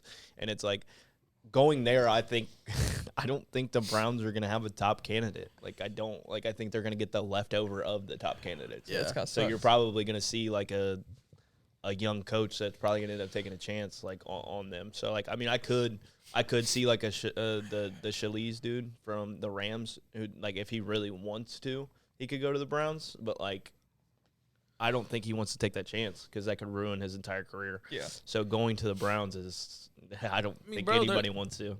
They're mud, bro. They're mud. They're gonna end up. They'll probably end up bringing up their OC. That's probably what's going to happen. Their fans are mud. The team's mud. The organization's mud. The only clean thing about that team is going to be the stadium that they're going to be in 2031. That's it. 2031. And we're 2026 though. So you got 5 years of just being straight mud. You know what I'm saying? Looks sick though. It does look sick though. You know what I'm saying? But like I'll enjoy making that drive up there to when the 49ers play the Browns because I'm gonna be in a nice ass indoor stadium. You know what I'm saying? But it's mud. Like no one wants to go to They're mud. not going to get bro. Myles Garrett's prime in that stadium, bro. The fans are mud. They dress in mud. It's brown. Like it's I'm telling mud. you, they're- Okay, Caesar. their name's a color. Kick a franchise balls down. That's literally what Real you're easy, doing, bro. Real easy. Anybody else got anything to say about Salah going to the Titans? Yeah, I think it's a great hire. Okay. I think it was probably one of their better options because I think they have a quarterback stability. So you have a franchise QB. I think they're trending in the right direction. He wasn't good on the Jets, but like I said earlier, he squeezed his all the. That was pause. Pause. That hand gesture was crazy. buddy. He Whoa, squeezed all buddy. the juice out of that Niners defense that he could. So And then he goes back with that hand gesture. Whoa. Like, come on, bro. Squeezed it. he did. That's what Robert Salah was doing. So I just don't use your hands, bro, when you talk. You got to it. It's probably what he's doing in the locker room to get the best out of him. That's why I'll leave it at. That's where he'll leave it at. He just said, "Fuck it, I'm done." Yeah, it's a good hire for the Titans. I think it was one of the best options for them. Again, because I think they were in a situation like the Browns. Like I don't think anybody probably necessarily has that as their top vacancies for sure. But it is what it is. So that's enough for coach hirings and firings. Mike Tomlin's gone too. See you. See you, bud. We talked about it last week, so we already knew it was coming. We're going to transfer over into the divisional round games that just happened. I'm going to start off with probably the most exciting. I mean, I believe. We had Bills versus Broncos. We had Bo Nix versus Josh Allen. Yeah. Josh Allen had a couple of mistakes, but at the end, at the end of the game, he was still Josh Allen and was able to force it into overtime. But Bo Nix stepped up, made a couple of good plays. They also got the calls that they needed to put him in position to make the game-winning field goal and win the game. What are your guys' thoughts on this game? Do you think it was Josh Allen's fault? Does Bo Nix – oh, yeah, I forgot. After Bo Nix wins this game in overtime, comes out literally 30 minutes later, and they're like, yeah, bro broke his foot. Yeah, that is crazy. On the second to last play when he took a knee. If they make the Super Bowl, he's not even going to be able to play in the Super Bowl. Something's bro. That's fishy insane. about that. I don't know what it is, but something just isn't right with that, to me at least. It wasn't. Then I seen what happened. I was like, it makes sense. I mean, the offensive line crushed his ankle, Yeah, I and know. he was limping off. I was like, oh damn. Yeah, it was crazy because I don't know because he even What offensive lineman was it? I don't know exactly which one it was. It was got to have been the guard. it was the defensive fault too, dude. Yeah, Like, I mean, they they busted through the line. Yeah, even they're though trying to stop a knee. Yeah. Like it was like they genuinely just. I mean, I guess they got the last laugh, but what are your guys' takeaways from this game? Do you think it was Josh Allen's fault and so on and so forth? We'll start with Alls. I don't think it. I mean, I know he had the turnovers, but I do not think it was Josh Allen's fault this game. I think the Bills did everything they needed to do to win this game. Yeah. Like I'm watching this game, right? I was the only one here who picked the Broncos. I was so low on the Bills this year, and I was watching this game. I was like, bro, was I wrong about this Bills? This Bills team looks like it was ready to win a Super Bowl during this game, in my opinion. Dude, the entire time I was like, "Yo, take that off. No, take that yes. off." I was like, Fuck bro, you. this I was like, game- Come on, Josh. Come on. I was like, bro, Come on. first of all, the defense was amazing in this game. I know they It had was. 30. I know they had 33. It was an overtime game, so you got to put that into factor. But the defense was good in this game. I feel like. I feel like they made Bo Nix uncomfortable. Bo Nix had a couple bad plays in this, and I was very surprised by this Bills defense. Obviously, if you're going to nitpick, Josh Allen cost them the game with the turnovers, but at the same time, he looked like the best quarterback of all time in this game. So it's hard to say this was all Josh Allen's fault. I mean, if it comes down to it, it was just a couple of bad calls. But you put 30 against this Broncos defense, who we all said was one of the best in the league. I think it was a little bit of everything where it came down to. I'm not going to point fingers at Josh Allen because what he did in this game was amazing. My takeaway is that it sucks for the Broncos. I mean, I'm not going to pick them to win this AFC Championship. And if they were healthy, I probably would have because they were my pick to go to the Super Bowl. But now I just can't. So Yeah. I'm interested to hear what y'all have to say about it. Y'all seem like y'all want to get mad at Josh Allen. No, I'm No, I can't. I'm actually so. I mean- I'm so relieved that you didn't attack Josh Allen. I really thought you. I'm were. glad you. Yeah, I'm glad you didn't. I will agree with you though. I think defense played out of their mind first half though. Second half went downhill quick, real fucking quick. Josh Allen played out of his mind. He did everything he needed to do to win this game. However, you don't go into overtime if you were able to hit that fucking ball to Kincaid. I think it was Kincaid or not. One of the two. That is true. On the money. it's another one where what was the game that he overthrew? The Eagles. The It was Eagles. the Eagles game. Another situation, and I said it that week. The pod after that game, I said he can't have another moment like that. You can't, because unfortunately it's unfair. But you have to be Superman each and every second of every single game, because you get no help on the offense, let alone on defense sometimes, right? If he makes that throw, They win. they win. Game's over. Because Kincaid is getting to the touchdown, right? Because he had the space. You might have gotten the safety there, but like at the goal line, It was a touchdown. Kincaid is big boy. He's going through little bro, right? That's the knock. Sorry, Josh. You gotta make that throw. Unfortunately, it's unfair, but you gotta make that damn throw, right? Now, the only thing I really gotta say about the overtime and all those calls and everyone making comments and stuff like that, it is an interception, unfortunately. agree. It is. Cooks, you got it. Joe Burrow said so too. Yeah. And Cooks, when he Burrow? says something, it's true. He don't tweet. yeah. They said it's been like 2 years years. since he Yeah. tweeted. They Yeah, said he like, come on, finally. bro. They said He was like they got both the calls right. Shut up, pretty much. they said he finally figured out his password and Yeah. logged in. Now, the only thing I really do have to say about the PIs, though, at the end of the game is just like, you've been letting them play throughout the entire game. Realistically, I agree with a lot of people that the game should have been overtime should have been over with the holding penalty in the end zone where they missed it. Like it should have been one? a safety. It should have been safety. Oh yeah, you talking about Josh Allen? Yeah, I know. It should I have. know. If we're really getting nitty gritty and y'all are gonna complain about Yeah. it, Bills Mafia, it should have been game over. But that's what I'm saying. If the refs are gonna let that slide, right? Don't call it unless it's like a blatant ass. Yeah. Get the fuck out the way, Like an kind of. obvious You know what I'm call. saying? Yeah. Come on, bro. Don't dictate the game. Don't give the game away, right? That's my point of view. Other hand, come on, bro. The Bills secondary, y'all the best pass defense all fucking year.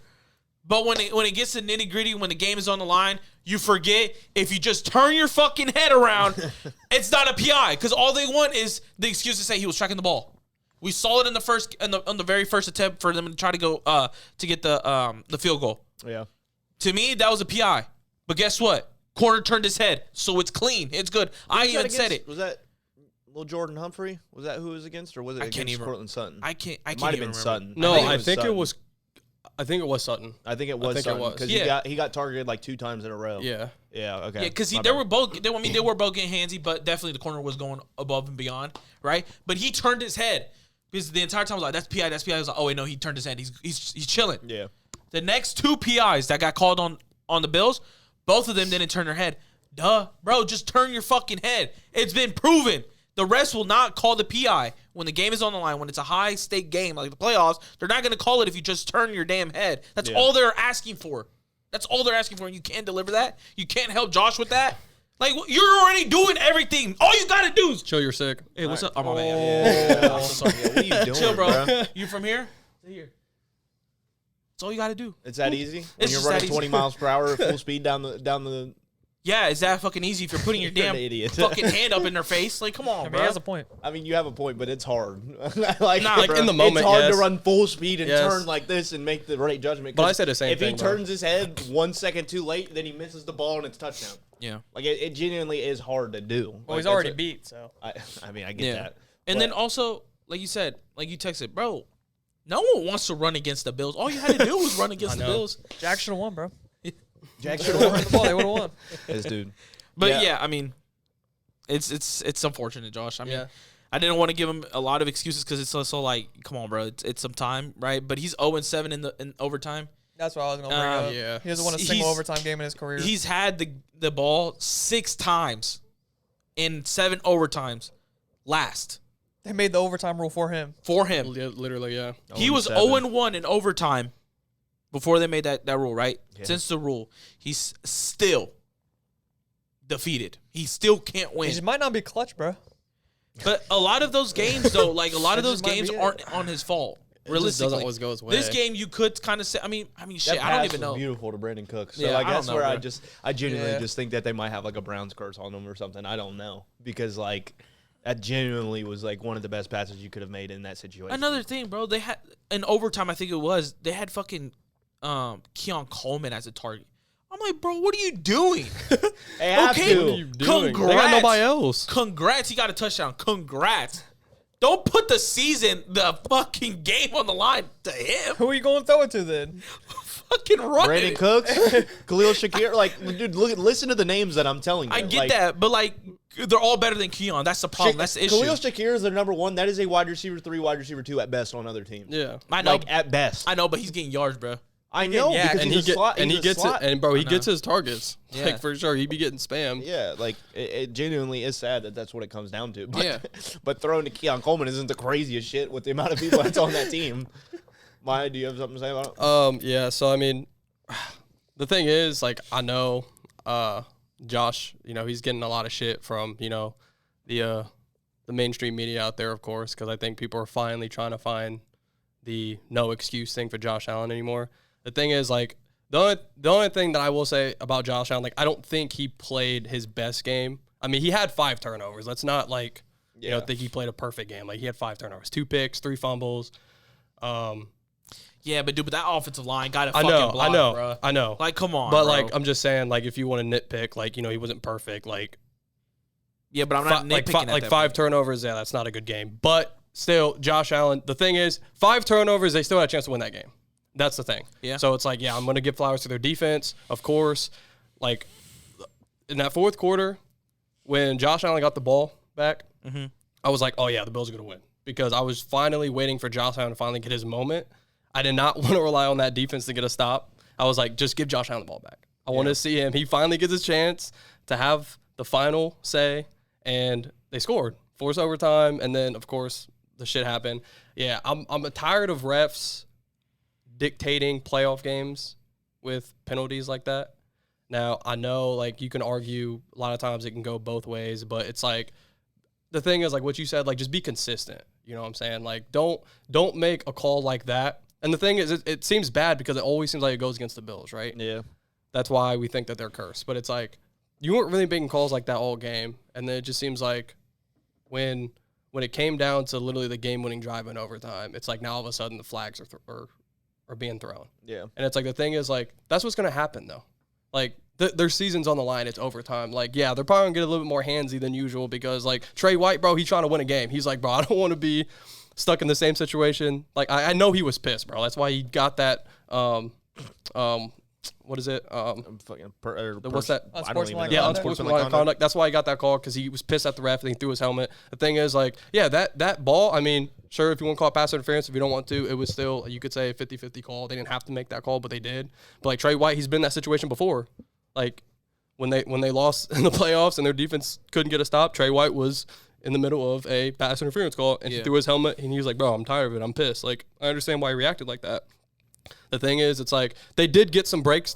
They did get lucky, though. I mean, Lil Jordan Humphrey did drop a touchdown pass in the first quarter. that's So, true. I mean, that could have been an extra, 6 points right there. But the thing is, the fact that Josh Allen still did everything that he had to do to win that game, they were in this. They probably shouldn't have been, but 5 turnovers, and yet you're talking about possibly you're in the AFC Championship game, right? That just goes to show you that's Josh Allen. So anybody out there saying that, like, giving Josh Allen shit, being like, oh, yeah, like, see, I told you so. He's not a top 5 quarterback. He's not elite. I still don't understand that. Like, that still makes no sense to me, because it's like, we all know if you just give Josh Allen weapons on offense, he's that guy. Like, what else is he supposed to do?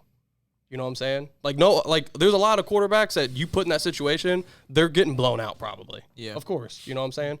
So it's like, I'm not going to knock Josh too much. It was a good game, but, yeah, my only takeaway is, like, yeah, the Bills, for whatever reason, it just seems like playoffs is just not their thing. I don't know. I don't know what it is, and I just feel so bad for Josh, man. But And speaking on the refs, bro, another thing where it pisses me off was, like, I get it.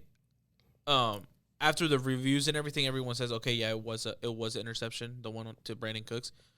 But dude, the fact that they hurried it up so fast without even that shit was crazy. without attempting to review it, bro, the entire Bills sideline, the Bills players on the field were like, all right, so, like, are we gonna, you know what I'm saying? They just already on the spot. Yeah, it's a PI. It's an interception.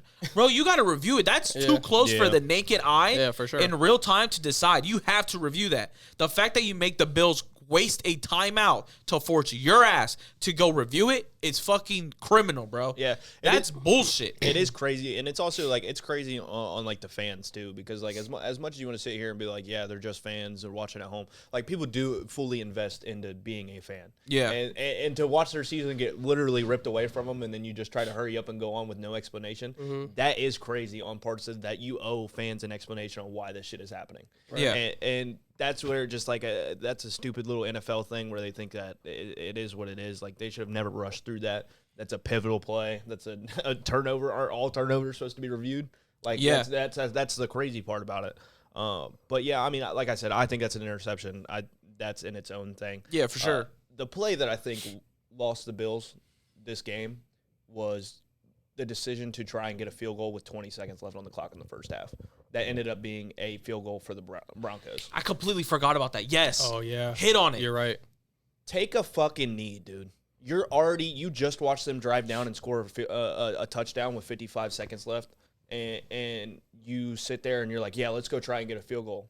Buddy, this is the Denver Broncos defense. They're not letting shit up easy. I understand you have Josh Allen, but you've also watched this man already fumble and throw an interception in this half. Like, you're down 7 going into half. That is doable. And then you sit there and Josh Allen fumbles it, they get a field goal, and now you're down 10. And guess what? They lost by 3. They lost by 3 points.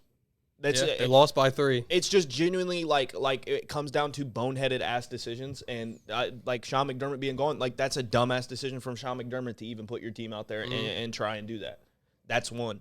And then 2, I mean, I get it. Josh Allen played his heart out. He did what Josh Allen does. 5 turnovers though. Mm-hmm.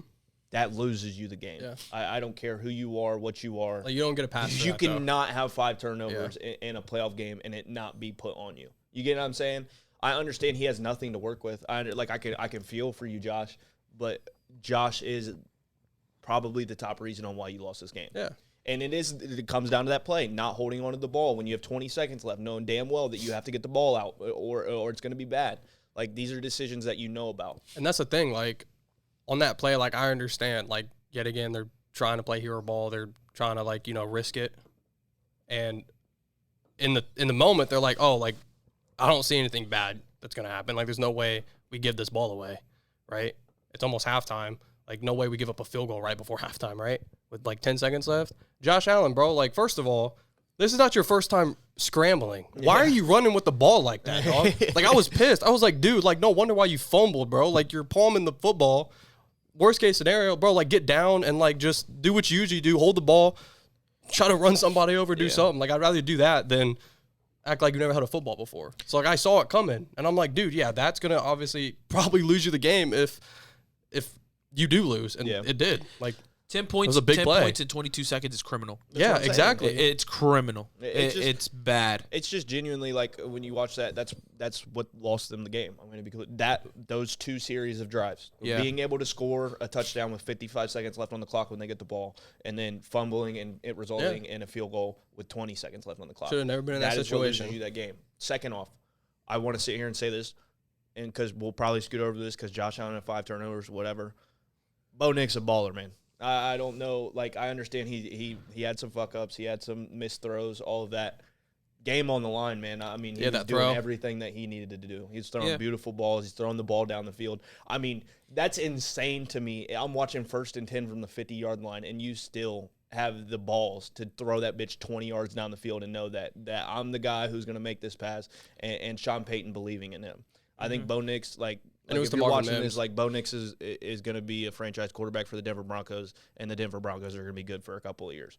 I also want to say the defense played fantastic. I think it's sad because I think that this team was the best team in the AFC, and I see them going. I think that they probably would have won the Super Bowl. Because not only did you beat Josh Allen, you beat a plot armor Josh Allen. Plot armor. Like they walked in and they were doing everything they could to win that game, and that defense still prevailed by getting that sick-ass interception. Like, people talk about it being like, damn, like they shouldn't have had that. Like, dude, that's a sick-ass play for what is it? Was it McMillan? Yeah, McMillan to come away with that. That's crazy, bro. So I just wanted to give the Broncos, like, their flowers on them winning this game rather than the Bills losing. Yeah, I was gonna give flowers to Bo Nix too. Like, he impressed me. He did. Like, that's Bo Nix was their entire offense. Yeah, that's bro. the game where I'm like, you know what? Yeah, like, I respect Bo Nix. Like he showed up when he needed to. You're the number 1 seed. You got a bye week. You're playing, like you said, a plot armor, Josh Allen, right? So it's like the thing is, Bo Nix, the offense was a question mark all season. You know, the thing is, can you show up in the big moments? Can you make that throw? Can you make a franchise throw to win you a game? That's what he did. And it was to Marvin Mims. It's not like it was to even his best receiver, you know what I'm saying? So, yeah, he did what he had to do in every situation. And, yeah, like, he won them that game. Dude, and I respect him for that. I give you your flowers. Of their 86 plays that they did, he was involved in 58 of them. Yeah. He threw the ball 46 times. He ran the ball 12 times. Yeah, that's nuts. So thinking about that, their other rushers, Jaleel McLaughlin had 4 carries, and R.J. Harvey had 6. Other than that, Bo Nix had the ball this entire game. Yeah. And he ended up putting on the number 1 pass defense in the NFL that people keep throwing that stat out there. They put up 33 points on that team. Yeah. That's crazy to me. I mean, like, of these sophomore quarterbacks that we keep talking about, like Caleb Williams, Drake May, stuff like that, Bo Nix always gets pushed to the side because they're saying he gets carried by his defense, all of this, all of that. Man stepped up and probably played the best performance of those sophomore quarterbacks in the playoffs this year. Mm-hmm. And I'm not going to let that slide, and I think he's a great quarterback, and it's sad as shit that in their chance to win the Super Bowl that he broke his ankle on a kneel down. That's insane. And see, we were just talking about that. It's like we were just talking about earlier how it's what you are doing for me right now, right?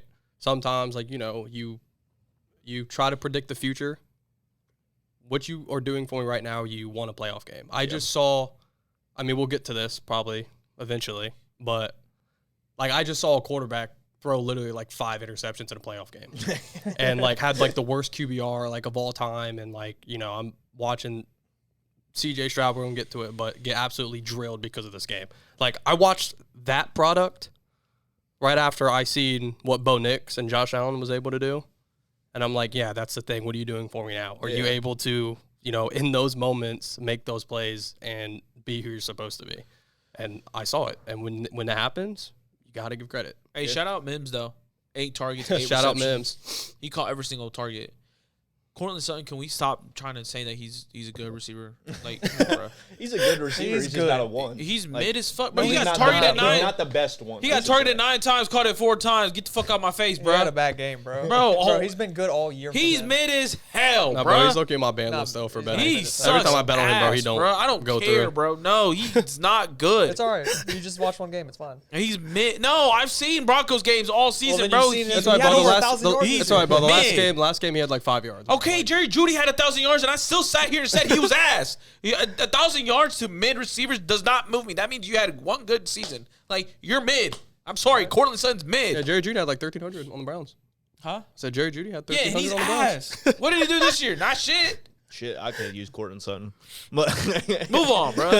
Don't downplay Cortland Sutton, please. Cortland Sutton's been consistent, bro. He's mid. Move on. he's not a star, but he's good. We'll leave it at that. Since you brought it up, Yeah, I'm about to say, let's get to it then. I was like, we could transition into that Yeah. game. We had the Houston Texans versus the Patriots. An absolute slobber knocker of a game. Talk about Just messy, turnover dude. after turnover after my turnover gosh. after turnover in this game, and all those turnovers I just said were C.J. Stroud. So when watching this game, I mean, Drake May had turnovers too. Like, I'm not going to sit here and 4 say fumbles. He didn't. He had 4 fumbles. Yeah. Now they were able to get half of those back themselves, but that's still crazy. And he also had an interception, but that interception was a Hail Mary heave at the halftime, so don't really hold him to that. But yeah, watching this game, I mean, the only takeaway that you can have is that C.J. Stroud lost this game. Yeah. And I'm genuinely saying that because if you didn't throw turnovers, you probably win the game 17-14, whatever the hell it might have been, because you put them in positions to score multiple times after your defense just did a whole drive of being on the field, and then you immediately turn it over in one play. Like that defense is good as shit, but it can't prevail being on the field the entire time and making plays for you.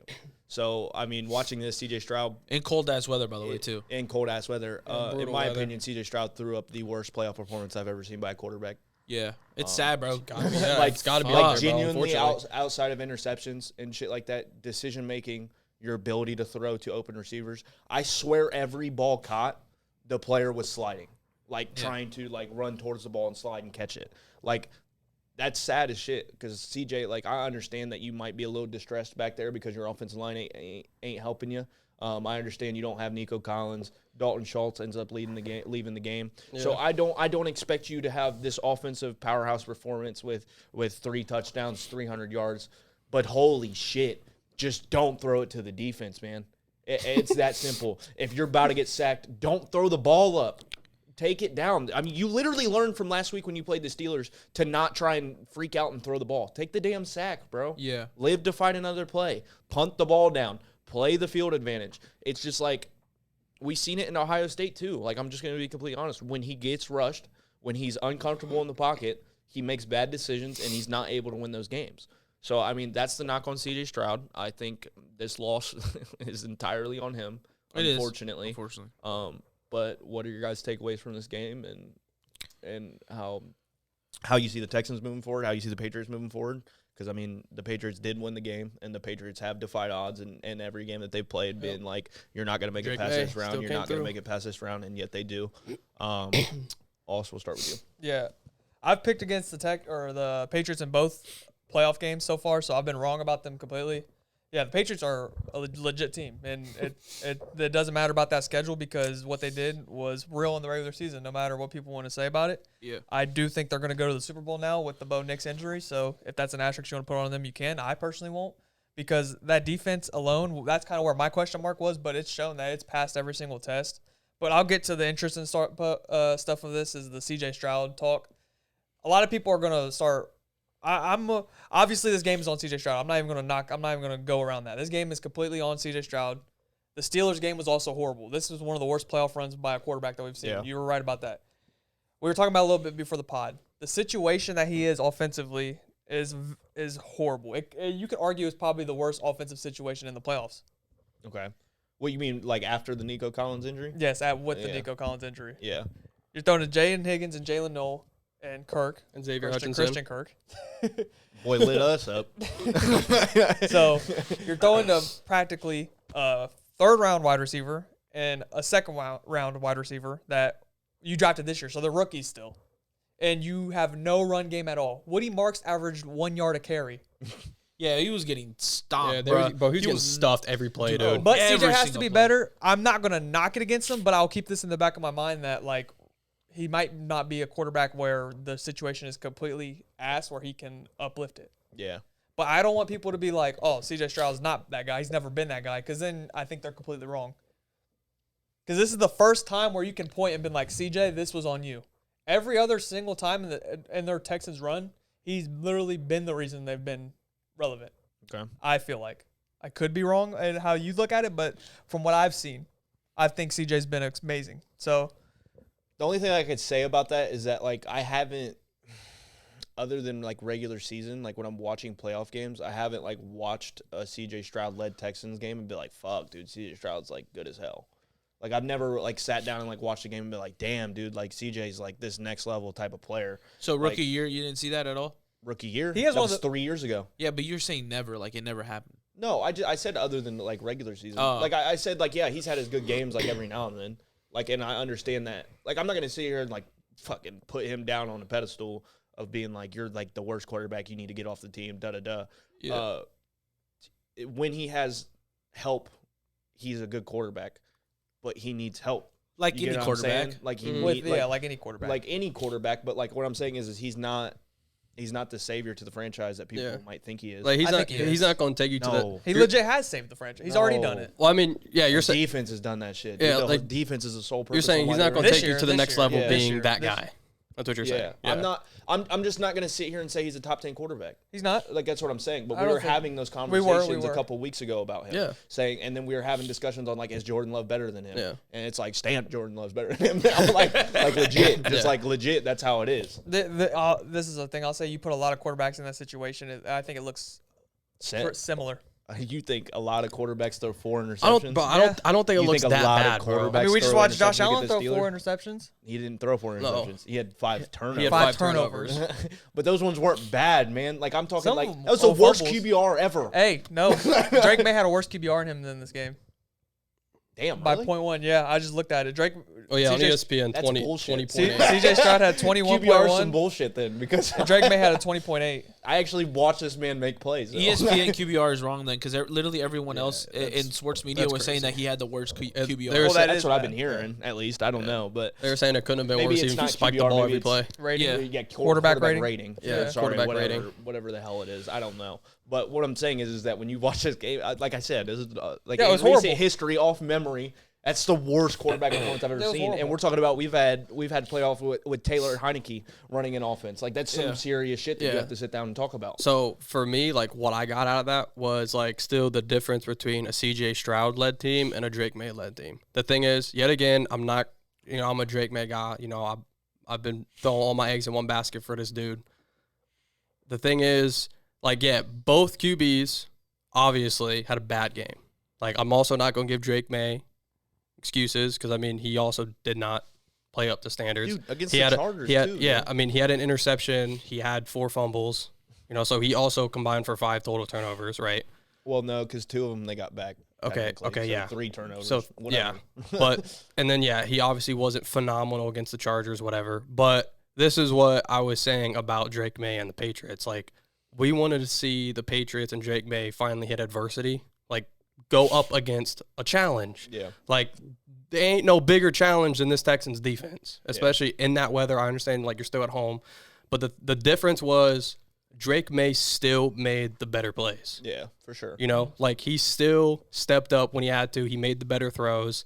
CJ Stroud did make a single throw that I was like, dude, like that's gonna maybe save your game. Like no, like every time he dropped back to pass, I'm like, bro, something bad's gonna happen. Bro. Like he couldn't hit a single receiver in the chest in the numbers. Like he was overthrowing dudes. Like he can't even hit a wide open flat. I understand the weather's bad, but like the thing is, Drake May still made more of the plays in his situation. Yeah, for sure. And it still wasn't a perfect situation for both teams. So that's how I looked at it. But it's like, yeah, like, dude, you lost your team the game. Like, sorry for that generational defense that you couldn't literally put up a little bit better of a performance to help that defense. Yeah. Like, yeah, you could argue a lot of quarterbacks in that situation behind that defense. Like, yeah, like top 5, top 10 quarterback in that situation, you give them that defense, dude, they're lighting your ass up. I think it stops there though. I think the top 5 QBs can, but after that, I don't think anybody else is winning that game. I don't know. I mean, Where are you drawing the line, I think though? you I can. said after I the mean, top, like Allen, obviously he's out of the top 10 like- conversation now. I mean, now he's probably borderline. You could say at worst, like middle tier now. Like I don't think you could say he's the top 10 quarterback after what he did. That's fine. I mean, yeah, you could now. Now he's like, but people on are the saying, bubble. like earlier, somebody said he's a 32nd best quarterback in the league now. Well, yeah, like Dan Orlovsky Who the was hell like said third. that? What? No, I said Dan Orlovsky when he was talking about it. He was like 31 other quarterbacks win you that game. No, that's what I'm Some arguing. real shit though. That's what I'm arguing. I don't agree with That's that. what he said. 31 other QBs aren't throwing 4 interceptions, in my opinion. Like genuinely, like bro, at 4 interceptions, you have to sit there and think like, are we about to pull this guy? And I think Yeah, that they like made, that's they like made you're a talking about decision- like Davis Mills might have to come Yeah, in and save that- your season. I'm That's being fair. genuine when I say they made a decision to save the franchise than they did to win the game when they decided not to put Davis Mills in at halftime. On some like real shit. Yeah, because 'cause when if- you make that decision, there's no going back. And they decided Well, at because you think halftime. CJ's gonna snap out of it. That's why they didn't. But like what I'm saying is that you need some like fresh shit. They were not out of the game at halftime. I know that's why Like they you- had a real decision Yeah. to win. And then CJ Stroud came back in and he didn't throw an interception, but he didn't make good plays. Right. He was not hitting receivers. He's overthrowing the receivers. Like he wasn't running either. Yeah. The Yeah, amount of times yeah. that I've seen Dude, he an could've ran opening so many wide times. open for Yeah. 5 or 6 yards that you could have ran. He's still concrete bricks for feet whenever he's like Concrete under bricks. duress. And we've seen it in college and NFL. Like it's just time and time after again. But like I was saying, like the right decision was Davis Mills at halftime. But the Texans made a decision for their franchise rather than the game. And that's what I think that losing that game came down to. How many? So he had what? And 4 interceptions at halftime. So in the game, how much were they down by? I got to pull it up again. It But was- They were down 12 at halftime, I want to say. I don't remember what the halftime score hold was. on. I got you. Wasn't it- Let me pull it up. Was it 21-10 at halftime? It was 21-10. Yeah, 21-10. I don't think. Hold on. I'll tell you in Would 1 it be? second. That's not close, but I don't think you go you backs like when it's a quarterback as like CJ Stroud. I don't think you take him out the game. I get he had a horrible first half, but you trust that he obviously didn't, but you trust that he comes back and turns it around. 21-10.5. Yeah, I mean, I don't think a lot of teams are pulling their starter unless it's like a borderline starter. I understand that, but also outside of the 4 interceptions, like there was not a good pass.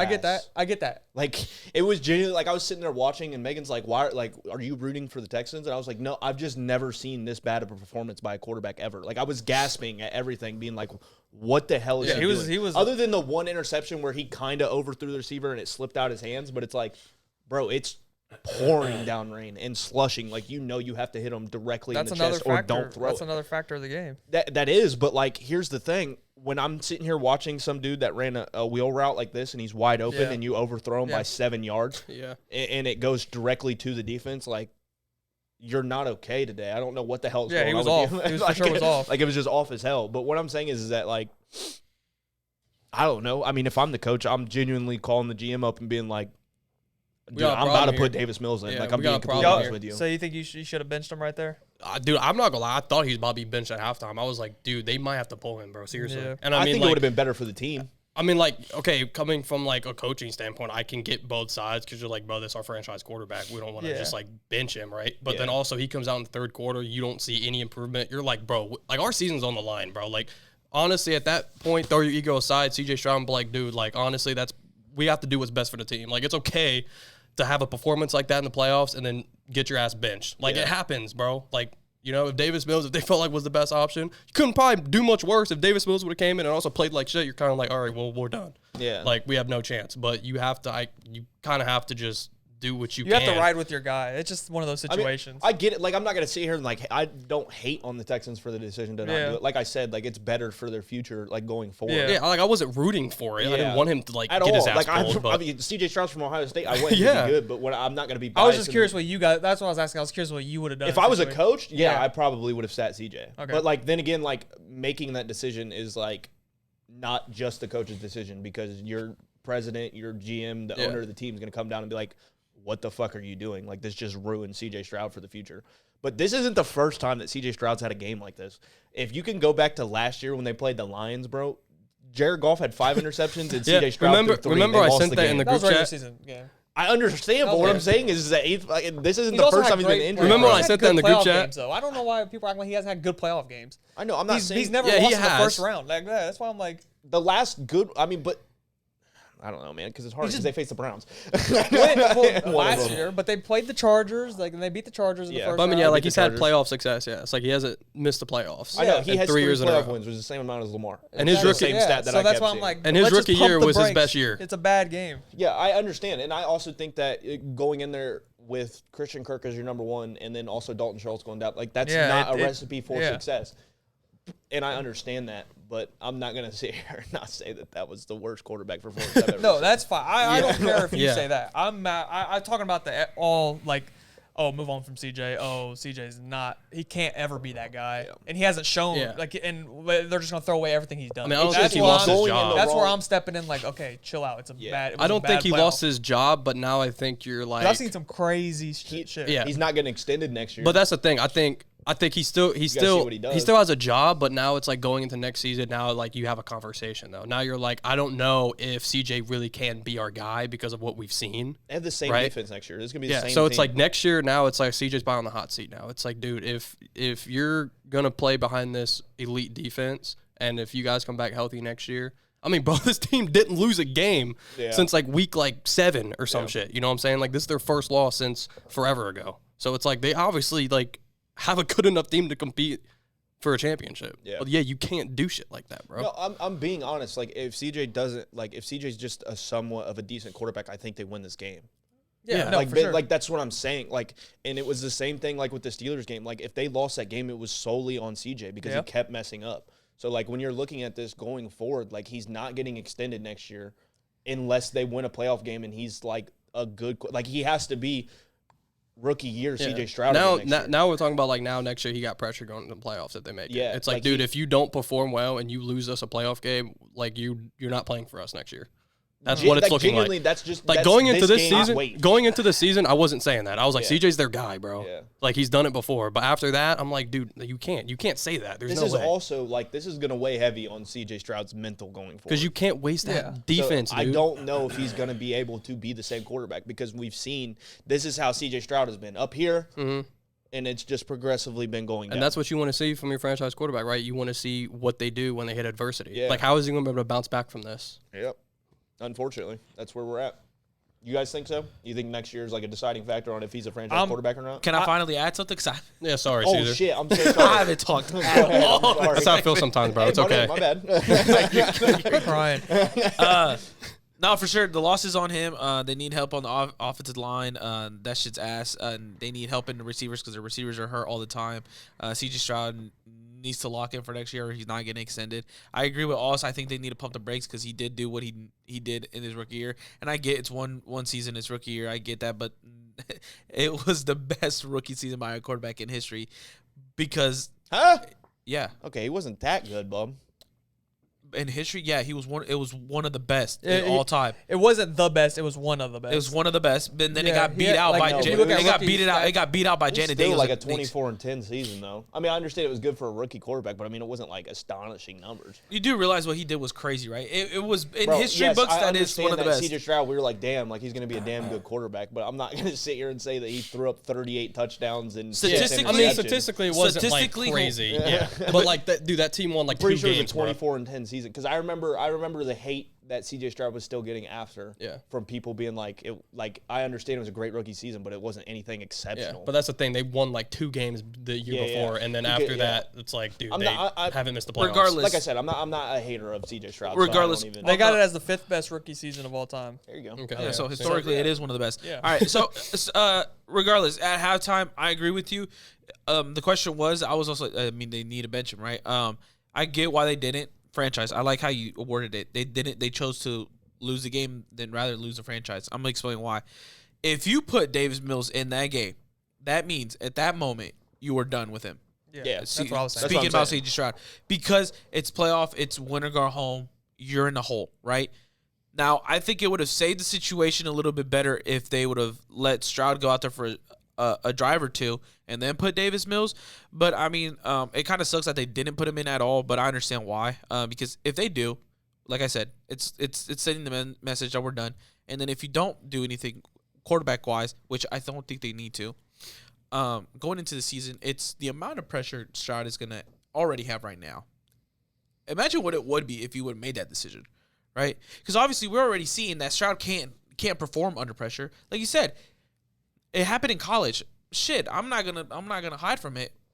When we were doing the other pod, I was screaming to the heavens, take his ass out. I didn't want Stroud as a quarterback. I don't know if y'all remember Yeah, this. you hated, bro. I remember you hated, bro. was I definitely remember, bro. I was crucifying You was him on his ass, bro. because he was doing what he did this playoff game for multiple games. Yeah. He cleaned it up, and obviously we went to the playoffs and and all that, right? I get that. However, now it's also happened in the NFL multiple times. This one and the biggest stages of them all, besides the Super Bowl and stuff like that, right? It's a playoff game. You got to perform. You wasted a historic defense. I don't know, bro. It's just I don't really got nothing much to add because you guys did hit on a lot of the dots that I wanted to hit on, right? It's just it's honestly embarrassing. It's really embarrassing what he went out and did. It's a waste of it. Like you said, it's a waste of a historic defense, and that's the only reason I would have made that decision at halftime to Yeah. put Davis Mills in. Because that defense is so damn good that going forward, you could have placed Davis Mills into that's that the fucking thing. game. It's like all you have to do is at least go out there and play average. Yeah, You know, that's just what I'm saying. make a couple plays, you know, and you're in the game. But I don't think he gets It's what it extended to answer your question that you had before I took over. I don't think he gets extended. Obviously, they are going to make him play out his last year of his contract. If he doesn't perform close to what he did his rookie season, it's over, bro. It's done. Yeah. It's wraps. They're going to move on. I mean, we see it, bro. Teams have such a short leash on quarterbacks. And like all said, what the head coaches right now recently with these teams, it doesn't matter what you did in the past. If you're not producing right now, between a 1 or 2 year span, you're out the door. Yeah. Like we're moving quick. I'm on the side he gets extended, so That's I'm fair. opposite of y'all. I'm just saying that I think they have to see. I'm not saying that he might not get extended next year. Like if he comes out and has 28-10 season and he Yeah. has 4,000 yards, like they're probably going to extend him the year after that. But I'm in the position right now, like if it's not a good year, like they're going to not extend No, him. like if you're not like Yeah. seriously like contending for a Super Bowl next year, yeah. Yeah, And they're if like he's they're not good enough, extending that's- him. They're not you're extending done. him right now in this offseason. I don't think they're going to extend him throughout the season at all. They're going to make him play out his Yeah. last year. Based on that performance, they'll decide if they extend him. Or 'Cause now not. you know what I your think they ceiling is. should because I really do think do he's too. I think he is a good quarterback. Unfortunately, it is showing where all said. I don't with this performance and what he's done this season. It is going to be a factor in my brain when we discuss if we plop this quarterback in this situation compared to this situation, he elevates. I don't think I can throw him in there anymore. Right. Because Yeah. it's shown that if it's not a good situation, he is not going to be Can't able to trust him, perform. Yeah. He's looking a lot more like a game manager than a game changer, unfortunately. Yep. Game manager. That's the Game situation. manager, bro. Never wrong, just early. All right, bro, let's move on to the next we're gonna excited, move on. next We exciting are. game. Don't do that after you just fucking went on a 5-minute spiel on your shit. Y'all went for 10 minutes, bro. I can't compare. Because it was one of the most things that I was talking about it. That's Nah, one of you the good. ones I was most excited to talk Nah, about. y'all good. Y'all We'll good. talk about probably the second most exciting game as God. it Also went into overtime. Thank God. we had the Chicago Bears versus Los Angeles Rams. We're not talking about your game, bro. You're not- Thank God. Your game's just gonna be like, damn, Ain't- Seahawks. ain't Actually, nothing you know to what? talk Go ahead. about. Seahawks. Seahawks. We're gonna reach it. Seahawks versus 49ers. Seahawks are really good. 49ers suck. That's about it. Well, we're injured, but yeah, we suck. Brock Purdy sucks for sure. He's ass. We Not on Brock Purdy, bro. Someone did comment. It was like, this guy listens to too much Grant Cohen. Oh, really? Yeah. Oh, That shit. dude knows. Oh, shit. Hey, don't fuck with Grant Cohen though. I ain't gonna lie. You guys got anything else to say about Fuck Seahawks off. 49ers game? Not really. Kenneth Walker It put was- his nuts all in their face. It was chalk. Hey, he It's played. only Kenneth Walker. He played now, like by his the way. 88 overall. Zach, I've been telling bro. you, he was that guy. He played bro. like his 88 overall. Zach Charbonnet. Zach tore his ACL, so he's out. Yeah. I don't know if you guys seen that or It not. Yeah, I sucks, saw but that. Kenneth Walker can No, handle that. Kenneth got Hey, it. Kenneth got it. Hey, bro, I don't know why anybody run on the 49ers defense. It's not that hard. It's not that hard. Nah, y'all can throw on us too. Y'all can do really whatever y'all I was about to want. say, boy, pulled Bro, his Eagles groin. should have won that game, bruh. It would have been a lot better. Yeah, I they don't should have, know but if they would've. didn't. They lost to would've that damn team. yeah, but Eagles have better. Oh, Actually no, have a it would- defense. Oh, yeah, I would, yeah, that's true. it definitely would have been better. Yeah, I Dude, guess. JSN didn't have to do anything, and they crushed him.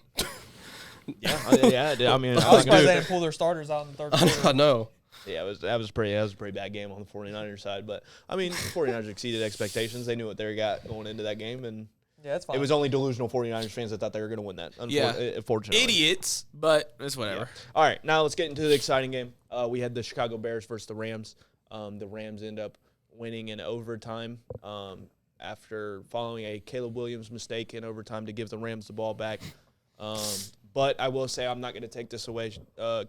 Caleb Williams is the sole purpose on why they were in those games, the past two games, by Yeah. making heroics on fourth down. The past two, Cole Kmet in the corner of the end zone, fading away, and ended up being a net 14 yards, but that was a 54-yard pass or something like that. While having Jared Verse in your face, running backwards, that's an insane throw to make. I will say Caleb Williams has progressed into probably looking at one of the superstars of the future as a quarterback. I think Ben Johnson has a lot to do with that as well. Oh, for sure. I think this loss also has a lot to do with Ben Johnson in some of his decisions. Really? If he decides not to go for it on the first drive of the game, that's 3 more points. There is no overtime. But I'm not going to knock who he is. I'm not going to sit here and say that he doesn't decide to go for it. But that's what he's done. That's been his purpose. That's why he's a head coach. That's why the Lions did it a lot I did too. see a funny ass meme though. They said that Ben Johnson's the type to hit on 20 just because it's not 21. I saw that. I saw that. So I mean that is. But it was a great game. I will say. I think the weather had a lot to do with why the Rams were not looking like themselves. It was very cold. Puka didn't look like Puka necessarily, in the fact that he wasn't as open as he normally was. Dude, I thought he got hurt. Bro, he Trust kept me, I getting know. nailed, dude. I had a bet, bro. Devontae didn't have a catch to the fourth quarter. But, I'm like, where's bro at? Yeah, the Rams move on. I think Matthew Stafford played pretty good for being Matthew Stafford. Yeah. I thought he was bad. You thought so? Yeah. I think he was. I don't think it was one of. He the was- good I mean, what I'm saying is that it average. was cold as fuck. It was Well, average. He was cold, average. but I was like, dude. I mean, yeah, he didn't throw a touchdown pass. I don't. Yeah, he didn't look good in that. Yeah, game. that shit blew me. I know, bro. You got to He bet on was that. overthrowing a lot of people, underthrowing a lot of people. I didn't like it. I haven't thought the Rams looked good at both of these games. It's because, dude, the defense. Honestly, bro, I don't think the defense has been playing that good. I mean, even it showed hasn't. this game too. I mean, I think it was just also the cold factor because Loveland was getting affected, in my opinion. Colson Loveland. Oh shit, I just butchered the name. My bad, bud. Loveland. There was a lot of previous game, dude. You threw him the ball, catching it, no question. Yeah. Obviously, Caleb with that in recent memory, right? He was throwing him the ball. Unfortunately, it is cold as shit. That was affecting both players. That was affecting both teams, right? But obviously, you're gonna give it to. You would think that it would help out the Bears, but it obviously didn't. I don't think Matthew Stafford played the greatest either. I don't think that defense played the greatest. I can see what you're saying about Ben Johnson's decision, but I want to hit on the fact that a lot of people are butchering him for not going for the 2-point conversion to seal the game. I think the right decision was made. Yeah. Go to overtime. Yeah. And he explained it in his presser. We were, I think it was 1 for 4 or 1 for 8 inside the 5 yards. Yeah. So if you see that is your outcome, I don't care previous games. Yeah. The moment is right here, right now. Yeah. It hasn't worked. So yeah, I'm gonna go against the fucking grain, bro. We're trying to win. You're trying to win a And game. You're trying to win a playoff I love that game. from head coaches who can adapt to what's going on in a game. You know who doesn't do that? A lot Kyle of coaches. Shanahan. A lot of coaches. Kyle doesn't do that. I love that he didn't decide just to go for 2 when their offense has not been the Just game. because it's him, Yeah, you know, because that's his dilemma. Yeah. That's who he is, right? Yeah. You've Thank seen the you, game yes. change. Like at the beginning, they were going for everything on 4th down. They were being super aggressive, and then at the end, they realized this is a field goal defensive game. They pushed the brakes back a little bit. One thing I'll say about this, like I said, I don't think the Rams will look good. I was very pissed at what the Rams did in overtime. They ended up winning, but when they got the ball the first time, they ran the ball 3 times in a row and then punted it. Yeah. Giving the Bears an Yeah. opportunity. That's to what win. I was. Yeah. They didn't even throw the ball to Devontae or Puka, anything short or nothing. They just ran the ball 3 times and got 3 and out. I was like, bro, this might be one of the first times Sean McVay ever costed the Rams a Super Bowl. The one time Yeah. I questioned what he was doing. Yeah. And I was like, and Ben Johnson did everything to win this game. Ultimately, Caleb Williams just threw an interception, which ended the game. So this right here, this run just showed me Ben Johnson's already top 10 head coach. I'm high on the Bears. I would say top 5. I know most people wouldn't. I think he's already a top 5 coach right now. Top 5 coach. Yeah. I thought you were about to say the Bears are a top 5 team. I was like, whoa. Well, technically, they kind of are a top 5 team. I get what you're saying, but Coach for sure. I mean, what he's done is crazy. Yeah. Now I do have a question because I don't know where I want to stand on this because I'm kind of 50-50 on the situation on Caleb Williams' interception. You pan to the camera and he's pissed off. I don't think he's pissed off at the throw. I think he's pissed off at DJ Moore. Yeah. And I kind of agree because you've seen this entire game. He's going the extra mile to either try to catch the ball or to deflect it. Right? I get it. It's a high adrenaline situation, but dude, I don't know if he ran the wrong route. If they just weren't obviously they weren't clicking on that. He ran it lazy. That's what the when you look video at it, saying. They ran it lazy. He ran it lazily, and I will say this, dude. I watched DJ Moore get lit the fuck up the entire game, and he was coming off the side He had a like good this game, after yeah. every game because, dude, he was gassed. I think. Yeah. Because DJ Moore was heavily involved in this game, whether he was catching the ball or just getting targets thrown towards him. Yeah. So I'm not gonna sit here and make the excuse that he shouldn't have ran that at full speed. But I'm saying he might have been hurt and he might have been just gassed. I didn't like the decision. He wasn't pressured, so he Yeah. didn't have to throw it 1. And then 2, there is a guy clearly in about to make a play, so you don't need to throw that. Yeah. down. Okay. Yeah. That's where I'm at on that Yeah. as well. Like I understand that Caleb Williams. I'll put it on Caleb. I don't care. Yeah. I'm a Caleb guy. I'll put it on him. That's why I That was was a kind of bad- 50. that was His bad interception. I'm not gonna like that's the thing though. Caleb, like his interceptions are bad. Yeah. Like When he doesn't it's- throw a lot, but when he does, they're but it's bad. like it's usually a bad throw, where you're like, whoa, what the hell was that? And then obviously like a DB standing there and he throws it right to him. Yeah. Like That's why I was he's a young. 50-50. That's what he does. He's a young QB, and he's a gun. Yeah. He's a young. Yeah, he's bro, a he's a young gunslinger. QB. That's Yeah. what he. Yeah. I mean, that's just the type of quarterback he is. He looked Exactly, elite bro. in this Those game, though. off looked good platform as shit. throws. Fuck, Dude, like that. crazy, I bro. guarantee you watching that throw in real time, like Bears fans or just anyone at that game, probably watching that in that moment, dude. That's got to be like top 10 or probably top 5 game moment Feelings live. ever? Yeah. That Like, QB class especially was- as a Bears fan, like watching that live, like, oh my, like not thinking that you Yeah. had a chance to win that game and then he makes that play. Yeah. You're like, oh shit. That was the time to need a that's quarterback. crazy. Is that in 2024 was the time Yeah, you needed dude, that's a top draft 5 quarterback. life Yeah. moment right there. Experience. Dude, that like he's had 2 of like the craziest live things I've ever seen. The overtime, like that he just did, like against the Rams in the playoff. That was one of the craziest things. And then against the Packers, that touchdown. yeah. The Oh, game, yeah, like yeah, both that of those, throw, like look yeah. at the craziest like game, like live. But see, games that's I've what I'm seen saying. in my That's life. funny. Like he'll do shit like that, and then like he'll throw a game winning or a game losing interception. It's like he'll make crazy throws like that are sensational, and then he'll make a dumbass interception. It was annoying on that Cost you too the game. because it was 2nd and 10, and like all said, it was not under any type of pressure. Yeah. If you look, I'm pretty sure Rome ends up being the one that's open on that play because he splits the 2 safeties. But like it's just, I think the safety just dropped down because he's seen the ball. yeah, I understand that. That's Yeah. probably what ended up. You I'm just didn't saying. need to throw it. Yeah, you didn't need to throw it at all.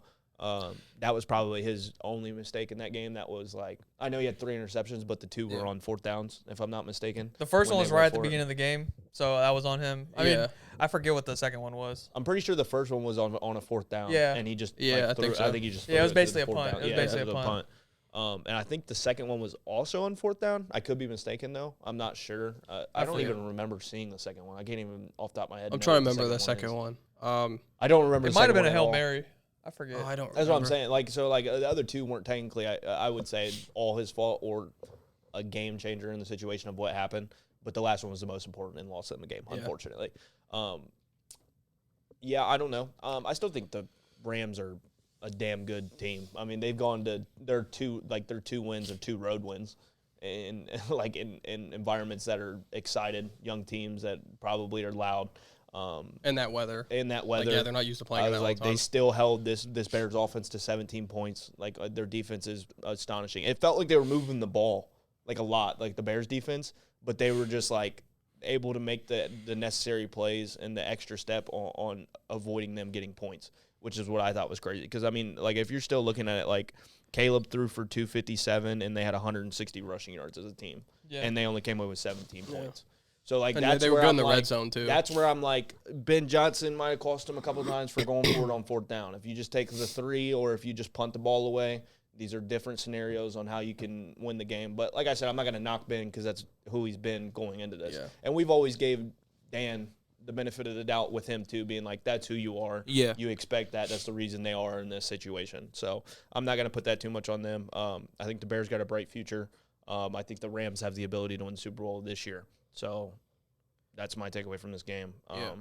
And it was an overall great game. I think it was a great weekend other than the 49ers game. That was obviously you just people didn't even turn that shit on after the first quarter. After the first play. I mean, Yeah. not even a play because it was the kickoff. Like, Rashid Shaheed, shout out Fuck. Rashid Shaheed. Dude, they didn't have to do anything else after that. Yeah, they didn't have to They, do they have anything at all. they have a kickoff return. Yeah. And then after that, they don't do nothing else. Yeah. All right, but so after the divisional round, we're obviously in the conference championship games. So this week, the first game on Sunday at 3 p.m., we have the Patriots going into Denver and playing the Denver Broncos. Now, this ain't a Bo Nix Denver Broncos. This is a Jarrett Stidham Denver Broncos. I don't know what the hell Sean Payton took, but apparently he's a Jarrett Stidham believer. I mean, he's a good back. I mean, you could say he's one of the better backups. He has 8 It's just- touchdowns and 8 interceptions in his career. Yeah, I don't but- think. How's he one of the better backups? I've mean- never even really watched him play. he's 1-2, bro. In this Yeah, it's like starts. 1-4 Okay, or I mean, something like that. okay, 1-4. but like he is a backup Yeah, you quarterback. just That's lost your- still- you just Hold lost on. your chance to Bro, talk, bro. chill. He's got Sean Payton as an OC, But though. what I'm saying is like Jarrett Stidham, like he's still like he's kept his job as a backup though. Like, it's not Yeah, like he's he's been a out the backup. league. Yeah, he's been a backup. That's but it's cool. like Congrats. yeah, sure, he just doesn't play. I don't think this game is going to be like a whack. I think the Patriots win, but I don't think it's going to be like a wipe my hands wax that game. Like I don't think the Patriots are about to kill the Broncos. No, it's gonna be a defensive game. Yeah, I think it's going to It be a is. defensive game, and I think that Sean Payton's going to be able to make Stidham at least be a somewhat reasonable quarterback in this game. Yeah, That's I don't that's think he's my gonna takeaway. be like that bad to where I think he could maybe lose you the game. Like there's much worse backup quarterbacks that if you throw them in the game, you're like, dude, they have no chance. Yeah, you that can was throw my CJ point. Stroud in there. You're losing the game, but hold on. Probably. Because I gotta go, so I'll tell you. It's gonna be a defensive game. Patriots are gonna win. And then I don't know what to do here because, like, obviously, my pick is the Rams. But, like I said, these past 2 games, that defense hasn't been looking good. You know what defense has been looking good? The Seahawks. Yeah, Seattle. So, honestly, They played one game. We're not talking about Seahawks. No, he's talking about he's doing his picks because he oh, got to do I his gotta leave. picks. Yeah. But I know they played one game, but they played really good at the end of the year, specifically, right? So, unfortunately, I'm going to have to bail on the Rams, right? I love Matty Stafford, but I don't think his defense is going to really help him that much this game. I think the Seattle's going to play decently good. They're not going to really need Sam Darnold to do that much, so it's whatever. It's going to be Super Bowl rematch, Patriots, Seahawks. We'll talk about it That's next week. So you got Patriots, Seahawks. All right. Yeah. See you. Bye. See ya. Sammy D in the bowl. Yeah. But Sean Payton's first signing as a head coach was Jarrett Stidham. I'm being serious. That was his first one. I'm not gonna overhype Jarrett Stidham. I think it's gonna be mid as hell. I think if I'm gonna have to guess, 210 yards, 1 touchdown, 2 interceptions. He's definitely throwing a pick. He's 1,000% throwing a pick. Yeah. There's no doubt about it. But 1 touchdown, 2 interceptions. That's my guess. The only benefit I will give him is that when you see a lot of times when a backup QB comes in for their first game specifically, that it catches a lot of defenses off guard because there's no tape on him. That's the only thing I'll give him. It could be a lightning in a bottle situation. Nick Foles. Yeah, but I'm just Nick going to go Foles. with the Patriots just because we know what we have with them. I'm also going Patriots. Yeah, it's just unfortunate that Bo Nix isn't playing. It's just hard to trust that. Now, like, if you're a Broncos fan, sure, you're going to be like, yeah, ride with Stidham. Like I said, I don't think he's going to be, like, horrible. Trust me. We've seen horrible. But, yeah, I mean, I'm going to go with the Patriots.